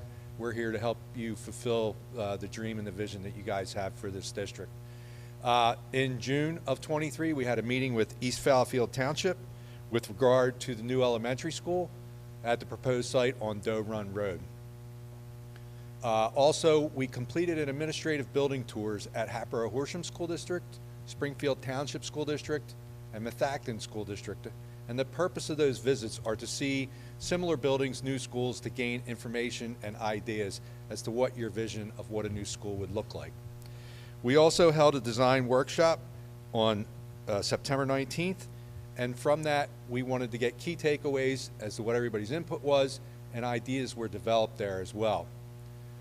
On September 19th, we also had an environmental and demolition meeting at the former South Brandywine site, and that was with representatives of the district, the environmental coordinator, and various other entities to review how that's going to take place. We also had a meeting with West Brandywine Township to discuss the Reeseville Elementary School and North Brandywine expansions on September 25th. And Scott Middle School planning is currently underway. That involves design planning, scheduled construction, and when that can take place. So some upcoming ideas. We're going to be attending, currently we are bi-weekly meetings for coordination with the district and continuing to keep the path moving forward. We're preparing the submission of site concepts for the South Brandywine site on Doe Run Road, the Reeseville and North Brandywine middle schools as soon as possible. We've engaged both townships in conversation about that, and we're looking to submit that probably within the next 30 days to get that moving forward, going forward with the land development.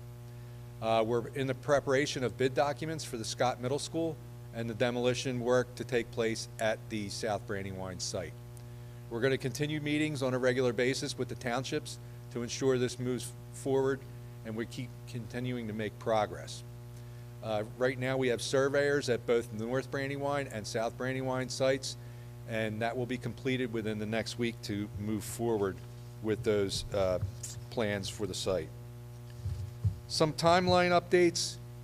South Brandywine demolition, we're in design right now. We anticipate going out to bid in February of 2024. That demolition is going to be a two-phase project. The demolition initially will be to get the building down to the slab, and then during construction we will do a secondary demolition for the removal of the remainder of the building. The reason for that is we don't want to have to pull two NPDES permits because one permit would hold up the other permit until the one's closed out.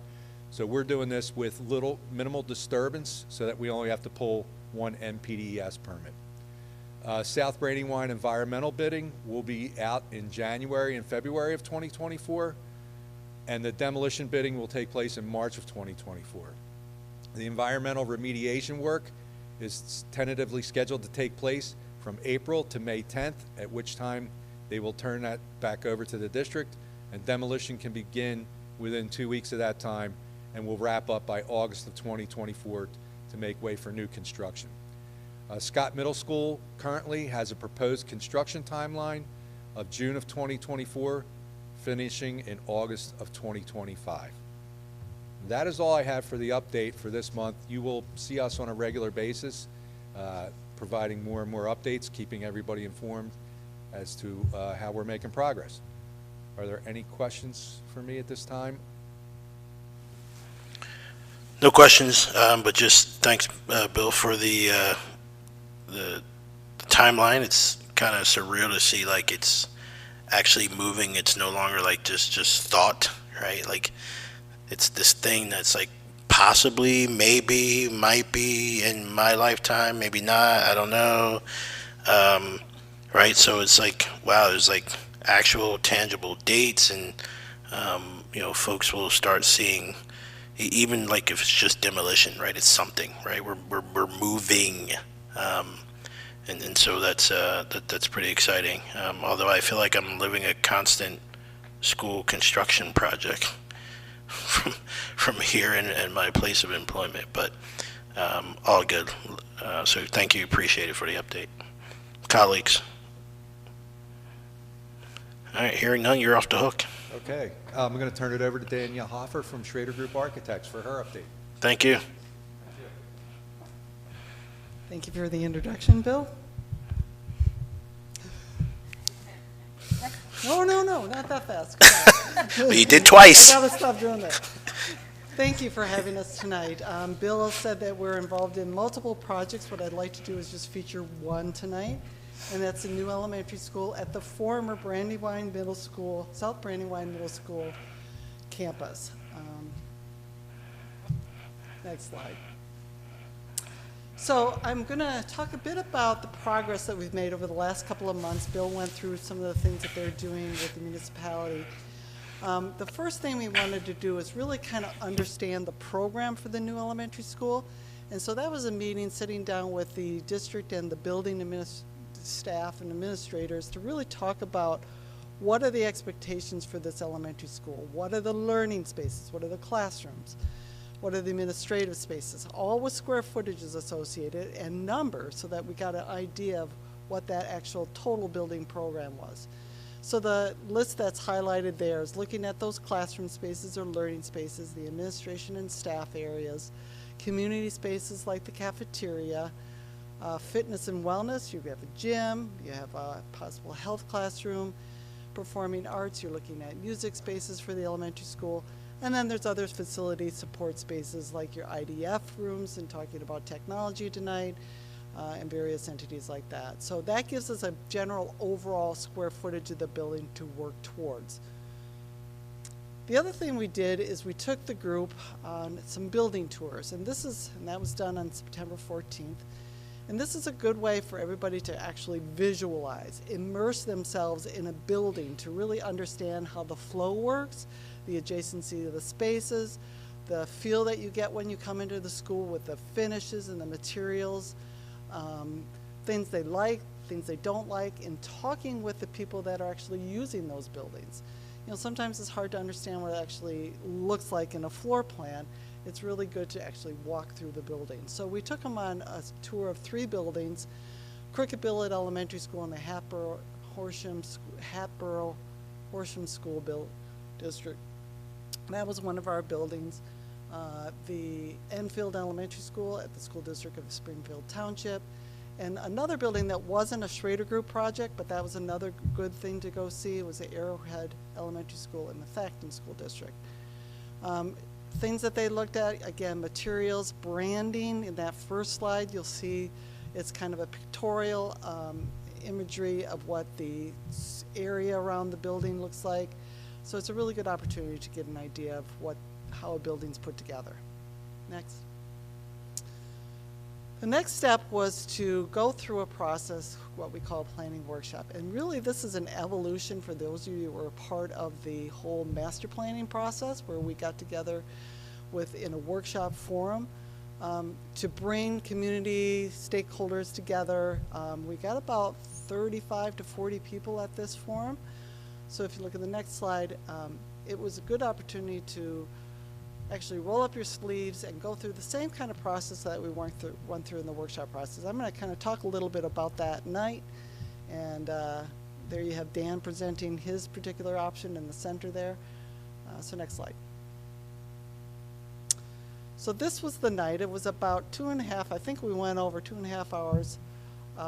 We started with introductions and welcoming the group. That introduction part of it was how did we get here now? So that was really going all the way from the master planning process to talking about the school's vision, look at the program that I just presented to you, doing a virtual tour. We couldn't take them all on a tour, but we did a virtual tour. And then we broke up into groups to do some conceptualizing based on how the building would lay out on the site. And then we asked each of those groups, there was 4 groups, and we asked them to report back to the rest, the group at large, what those concepts were that they came up with. And then we really just had a discussion with everybody to prioritize what the vision that they saw for the elementary school. So I'm going to go through that with you in the next slides coming up here.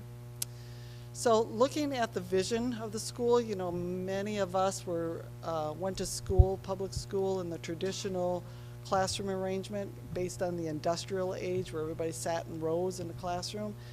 The learning styles now is much different when you're looking at project-based learning. It's more of a flexible environment, and so how we design schools is trying to relate to how teachers teach and how students learn. Next slide. So again, we're in the 21st century here. We have the 4 C's: critical thinking, creativity, collaboration, and communication. We're also learning about literacy skills, from information gathering to using media and technology in the classroom. And then those life skill aspects of learning, everything from leadership skills and social skills. So all of those things go into those learning types, and that is delivered in still a traditional model. We still have classrooms, but it's not just one classroom on both sides of the corridor. This was a new term that Dr. Voren learned this week, double-loaded corridors. What's a double-loaded corridor? It's a corridor with classrooms on either end. Now it's with the instructional model, you're mixing it up with large group instruction areas, regular classrooms, smaller group areas, because you have one-on-one instruction, you have large group instruction, so you have a multiple of spaces to teach the students in. When you're looking at research and investigating, having some open resource areas, the media center is a place where it's more research-based. Kids need spaces like large project areas to make and then present out. So there's presentation areas. And we still want to be cognitive of having full-size activity areas where you have those exercise areas and community areas. Next. So as part of that exercise in that workshop, we did that virtual tour. We talked about some local schools in the area, for instance, Phoenixville area school districts, Early Learning Center, and Manavon Elementary School. Showed pictures of that, and then the 3 schools that we went to tour. Next. Before we broke out into groups, we showed a site of the particular site that we're looking at. The area in white there is the former South Brandywine Middle School. It's on Doe Run Road and Strasburg Road. Things that we talked about were some of the parameters to work about. The site is relatively level, so that isn't so much of an issue, but really access to the site, separation of bus and parent drop-off, parking areas, where are your public areas, where are your academic areas, all those things we wanted people to think about. And that's the precursor that we went through to really kind of talk to them about some of the things to think about when they're going through this design exercise. Next. So the 4 teams came up with these particular concepts, and it may look like kind of scattered to you, but for us, it's really giving us a good, clear understanding of possible site circulation onto the site, drop-off areas for parent and bus drop-off, parking areas, how to locate some public areas. If you look at Team 1, there's a couple of wings there. The blue areas are your classroom wings. Teams 2 and 3 are similar because they have some clusters of grade levels. You can see on Team 3 there's a K3, meaning the first floor is kindergarten, second floor is 3rd grade, and then clusters around the core areas and the public areas to one side. Team 4 also had the public areas to the right-hand side, and then a different variety of clustering the classrooms in a wing configuration. So all of this is information that we draw from when we start to conceptualize what the building looks like. Next building. So I'm going to read through these. This was the breakout session after we had gone through everybody's concepts of kind of getting an idea of what we're kind of prioritizing, things that we should prioritize. Large group instruction areas, those community spaces should be separate from the academic or classroom spaces. Provide student drop-off areas that are separate from the parent drop-off areas. Provide access point from Strasburg is tricky because of the site distance and slope. Differentiating between the primary grades, K1, from the more intermediate grades, grades 2 to 5, is important to them. It should be a two-story building instead of one sprawled out one-story building. At least partial grade, some of the partial grades, maybe 2 to 5 is a two-story. Create some outdoor spaces, whether it's an amphitheater, some outdoor classroom spaces, bringing in some nature things with some tree stumps. It should be a beautiful place. The property is a beautiful site, so take advantage of it and use the site for outdoor instruction. Music room should be adjacent to the stage. Separate playgrounds, so that should be developed for different age groups, inclusive and providing inclusive, handicapped accessible playgrounds. Next slide. Also provide a variety of different types of spaces, large group and small group instruction areas.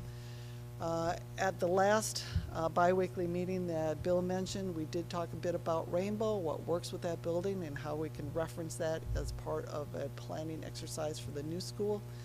The LGI should be equipped to be flexible to allow for small group instruction in the pod. Furniture has become a key part of our planning and how that also offers flexibility to the spaces. Separate the attendance area in the main office area, provide a larger office space to alleviate traffic, provide waiting room for guests. In some of the examples that we went to in schools that we toured, the cubbies were actually out in the corridors and not in the classroom. The comment was that they would prefer them to be located in the classroom and not in the circulation area, so that was a really good point. The idea of a foyer or entrance with closed areas rather than open areas was an idea. No need for a learning stair that you may have, one of the examples in many of the schools was a learning stair for a large group instruction, sometimes better at the secondary level and then at the elementary school level. Media center as the center of the school. In this week's conversation, one of the comments was that when you walk into Rainbow, you see the media center there, so it's kind of at the heart of the building. STEAM can be a separate room. There should be showpieces of the school. The STEM area could be that showpiece. So we're currently in the development of those concepts and moving into what we call schematic design. That process will continue through the end of the year, and then we'll move into what we call design development, and it's further developing the design documents before we go out to construction. The permitting aspect of it is we're starting that process. Currently, we are going to be meeting with the township with a sketch plan, and that process will take us all the way through when we're ready to bid the project. We're looking at bidding it in the late summer and starting construction around the fall of 2024. Looks like it's going to be about a 2-year construction project, so we're anticipating the building to be open in August of 2024. I think that's it. Any questions? Thank you. Once again, it's pretty nice to see some dates and timetable. Yep, and we're pretty excited about it too. To my colleagues, questions, comments? I just have one question. I think that's a great plan. I think you did a great job. Who writes the specifications for the contractors to bid? What are the qualifications for a contractor to bid? And where I'm getting at is the money that's going to be spent here. I'm wondering if you're considering the taxpayers in this community that pays taxes. Are you encouraging them to participate? And if so, how? So, Mr. Brown, there's a bid process that has to be followed, and so once this is all packaged up and ready to go out, then obviously those organizations, those employers, those companies, plumbers, electricians, all of those folks, trades folks, will have an opportunity to put in for whatever they think their fair market value dollar amount is in the service that they can provide. I'm just not talking about an opportunity. I'm talking about preparation too. You got a whole year to plan. And is there any way we can come up with some way to help prepare some of the people in our communities? And, Coach, we got a huge area here. Goes all the way out to Honeybrook. Understood. I think when we use the word preferential, we have to be careful because the bid process is a legal process. And so we have to make sure that So you're saying that'll be taken care of? As what I- far as giving our people in the voting area a fair shot at $300 million? Any service provider will have an opportunity, if they meet the criteria for the bid, to bid their services on the project. It's a legal process. I know, but I want first right of refusal. And that is possible for the people, for the taxpayers in this area who pay all these taxes, because this may just raise their taxes. Well, there's opportunities for those contractors to participate in the bid process. I hear you. I'm not buying it. Okay. Thank you. Any others? Once again, thank you both for the presentation. We'll be part of these monthly reports every month, too. Awesome, thank you. All right, moving on to the agenda items. Agenda item 4A, ICS Master Facilities Plan Construction Management Agreement. Recommended action pending legal review that the Board of School Directors approve the agreement with ICS Consulting, acting as project construction manager regarding the projects described within the Master's Facilities Plan as presented. Do I have a motion? Motion. Second. Questions, comments, or concerns? Hearing none, call for the vote. Yes. Yes. Yes. Siemens Industry, Inc., Project Development Agreement for Energy Project Investment Grade Audit, Scott Middle School. Recommended action pending legal review that the Board of School Directors approve the professional services of Siemens Industries, Inc. to perform a comprehensive investment grade audit for the Coatesville Area School District, Scott Middle School, following the guidelines of Pennsylvania Guaranteed Energy Act for a fixed fee of $145,000 no cents as presented. Do I have a motion? Motion. Second. Any questions, comments, or concerns? Hearing none, call for the vote. Yes. Yes. Yes. 4C, Cody Systems, recommended action that the Board of School Directors approve the submitted quote by Cody Systems for the purchase of additional licenses used by the Coatesville Area School District Police in the total amount of $4,500.00 as presented. Enclosure is confidential. Do I have a motion? Motion. Second. Any questions, comments, or concerns? Hearing none, call for the vote. Yes. Yes. Yes. 4D, River Valley Reeseville Elementary Estimate Playground Repair. Recommended action that the Board of School Directors approve the submitted estimate by River Valley for playground repairs at Reeseville Elementary School in the amount of $7,215.00 as presented. Do I have a motion? Motion. Second. Any questions, comments, or concerns? Hearing none, call for the vote. Yes. Yes. Yes. 4E, PVBJ, replacement of leaking chiller / hot water valves. Recommended action that the Board of School Directors approve the quote by PVBJ, replacement of leaking chill / hot water valves at the senior high school for the amount of $21,364.50 as presented. Do I have a motion? Motion. Second. Any questions, comments, or concerns? Hearing none, call for the vote. Yes. Yes. Yes. 4F, 2024 Ford F-150 Responder. Recommended action that the Board of School Directors approve the submitted quote by New Holland Auto Group for the purchase of a 2024 F-150 Responder truck used by the Coatesville Area School District Police in the total amount of $61,564.75 as presented. Do I have a motion? Motion. Second. Questions, comments, or concerns? Hearing none, call for the vote. No. Yes. Yes. 4G, Power School Agreement, July 1, 2023 through June 30, 2024. Recommended action that the Board of School Directors ratify the submitted amounts by Power Schools for the agreements July 1, 2023 through June 30, 2024, not to exceed $100,000 $165.80 as presented. Do I have a motion? Motion. Second. Any questions, comments, or concerns? Hearing none, call for the vote. Yes. Yes. And 4H, EduTrack Solutions LLC, one-to-one plus quote. That the Board of recommended action that the Board of School Directors approve the submitted quote for one-on-one plus annual subscription in the amount of $7,488.75 as presented. Do I have a motion? Motion. Second. Any questions, comments, and/or concerns? Hearing none, call for the vote. Yes. Yes. And yes.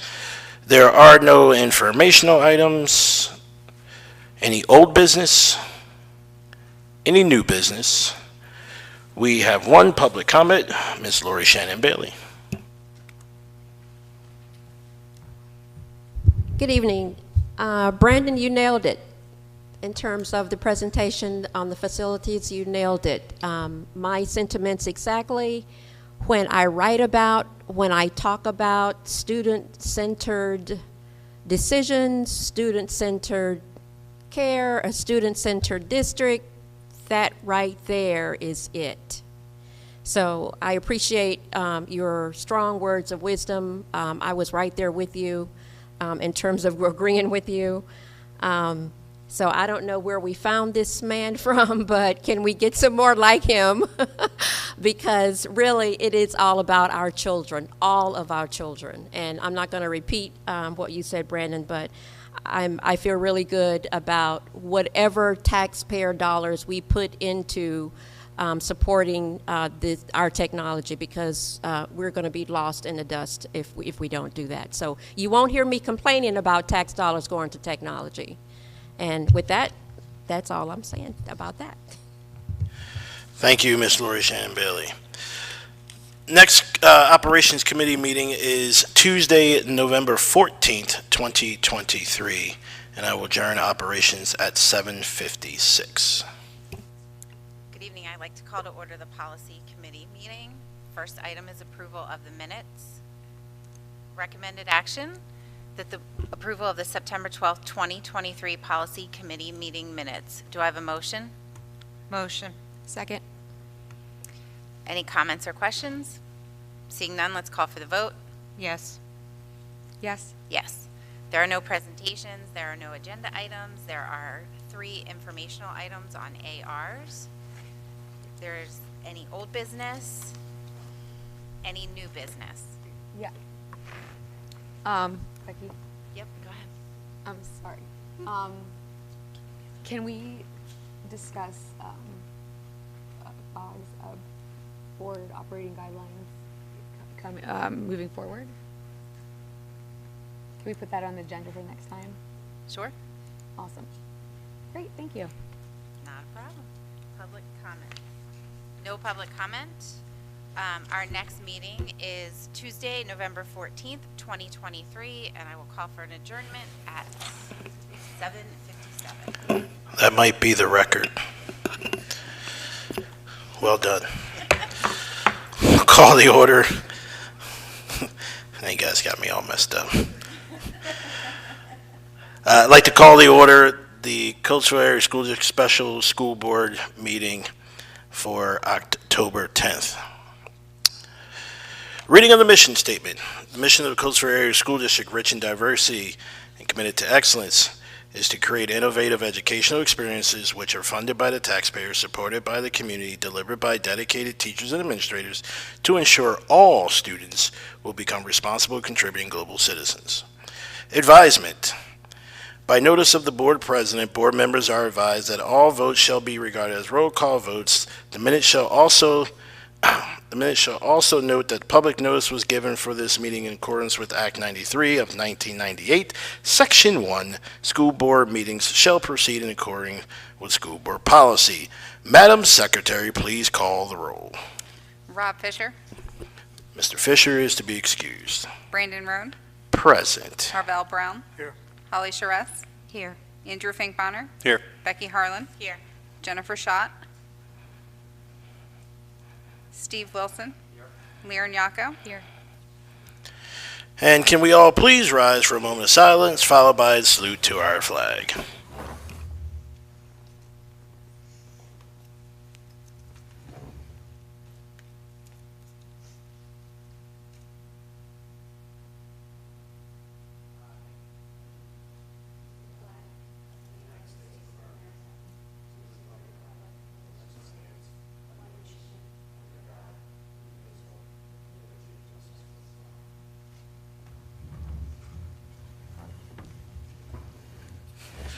To my colleagues, are there any additions, deletions, or modifications to the agenda?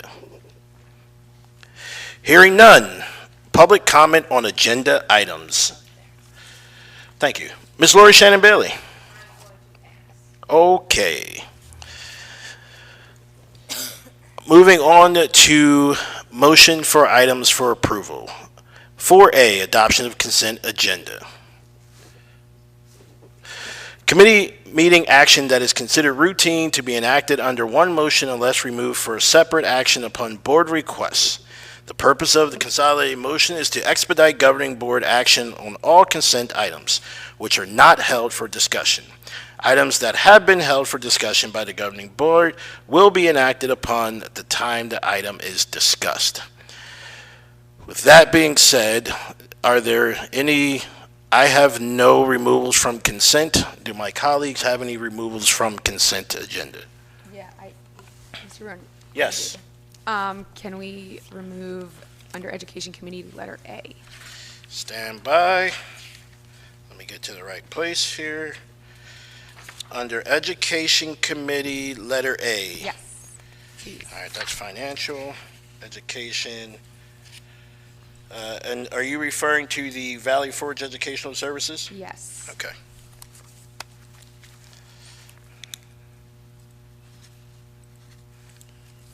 Okay. So we have letter A being pulled from consent agenda. Any others?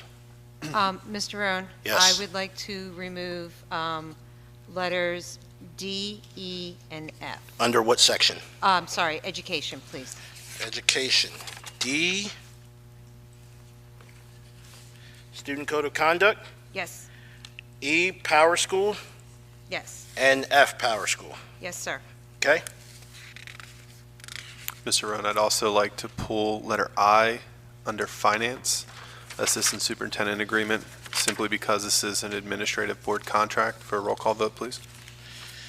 Letter I under Finance. Yes. All right. B.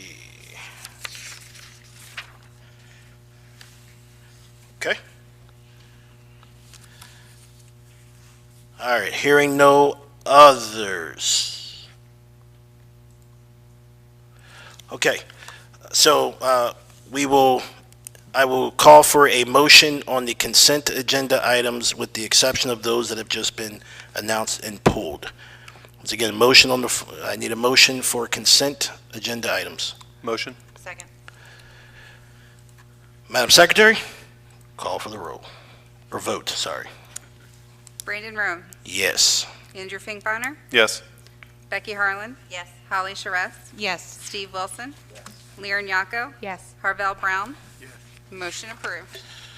Okay, let's start with Finance, and I will turn it over to Chairman Finkbeiner. Under Finance, letter I, Assistant Superintendent Agreement, Dr. Anthony Rybarczyk. Recommended action that the Board of School Directors approve the agreement for the employment of Dr. Anthony Rybarczyk as the new Assistant Superintendent of Coatesville Area School District. Do I have a motion? Motion. Second. Any questions or comments? Seeing none, please call for a vote. Becky Harlan. Yes. Harvell Brown. Lear Nyako. Yes. Steve Wilson. Andrew Finkbeiner. Yes. Brandon Roan. Yes. Holly Charest. Yes. Motion approved. If we could just pause here for a moment, I would like to officially welcome our new Assistant Superintendent, Dr. Anthony Rybarczyk. There you go. Thank you and welcome. Looking forward to having you aboard. All right, now let's go to education. Okay, education, letter A, Valley Forge Educational Services Addendum C. Recommended action that the Board of School Directors approve Addendum C with the Valley Forge Educational Services for food services for student 100-18369 as presented. Do I have a motion? Motion. Second. Any additional comments or questions? Seeing none, please call for the vote. Holly Charess, Yes? Harvell Brown, Yes. Andrew Finkbonner, Yes. Brandon Roan, Yes. Steve Wilson, Yes. Lear Nyako, Abstain. Becky Harlan. Yes. Motion approved. Okay. Letter D, 2023-2024 Code of Student Conduct. Recommended action that the Board of School Directors approve the 2023-2024 Code of Student Conduct as presented. Do I have a motion? So moved. Motion. Second. Any additional comments or questions? Seeing none, please call for the vote. Andrew Finkbonner, Yes. Steve Wilson, Yes. Brandon Roan, Affirmative. Harvell Brown, Yes. Becky Harlan, Yes. Holly Charess, Yes. Lear Nyako. Yes. Motion approved. Letter E, Power School Document Cloud. Recommended action that the Board of School Directors approve the 2023, wrong letter. That the Board of School Directors approve the purchase of a one-year subscription for Power School Document Cloud at a cost of $22,496.20 as presented. Do I have a motion? Motion. Second. Any additional comments or questions? Okay, seeing none, please call for the vote. Steve Wilson, Yes. Becky Harlan, Yes. Lear Nyako, Yes. Andrew Finkbonner, Yes. Harvell Brown, Yes. Holly Charess, Yes. Brandon Roan. Yes. Motion approved. Okay. Letter F, Power School K through 12 Attendance Intervention. Recommended action that the Board of School Directors approve the purchase of a one-year subscription for Power School K through 12 Attendance Intervention at a cost of $41,489 as presented. Do I have a motion? Motion. Second. Any additional comments or questions? Seeing none, please call for the vote. Brandon Roan, Yes. Becky Harlan, Yes. Andrew Finkbonner, Yes. Harvell Brown, Lear Nyako, Yes. Holly Charess, Yes. Steve Wilson. Motion approved. All right. Moving on to public comment. Let me gather all my papers here. Ms. Lori Shannon Bailey. I've got to bypass the mic too many times. Can we please get an update on where the district stands with trauma-informed? Are we doing it or are we not doing it? Are teachers, administration still being trained? I believe last year they were. But please give us an update on where we're going. Either we are or we're not. My voice is for the voice of those that are most vulnerable, that could really need and use a trauma-informed educational environment. I think, in fact, everybody could, regardless of what their background is. So would definitely be very happy to get the district's position on where we are, where we're going with trauma-informed education. I see the superintendent taking notes, so I would anticipate that that will come. There's no guarantee that she's writing what I'm saying, so, but thank you. I feel confident. Sarah? I trust you. Hello, good evening. My name is Sarah Palasic, and I sit on the board for the maternal and, sorry, I'm nervous, the Maternal and Child Health Consortium in Westchester. I'm not sure if you've heard of us, but we are a nonprofit that was created in 1991 by representatives from the Chester County Health Department, March of Dimes of Southeastern PA, League of Women Voters, and Planned Parenthood of Chester County in response to a needs assessment that revealed the lack of prenatal health care access for low-income families in Chester County.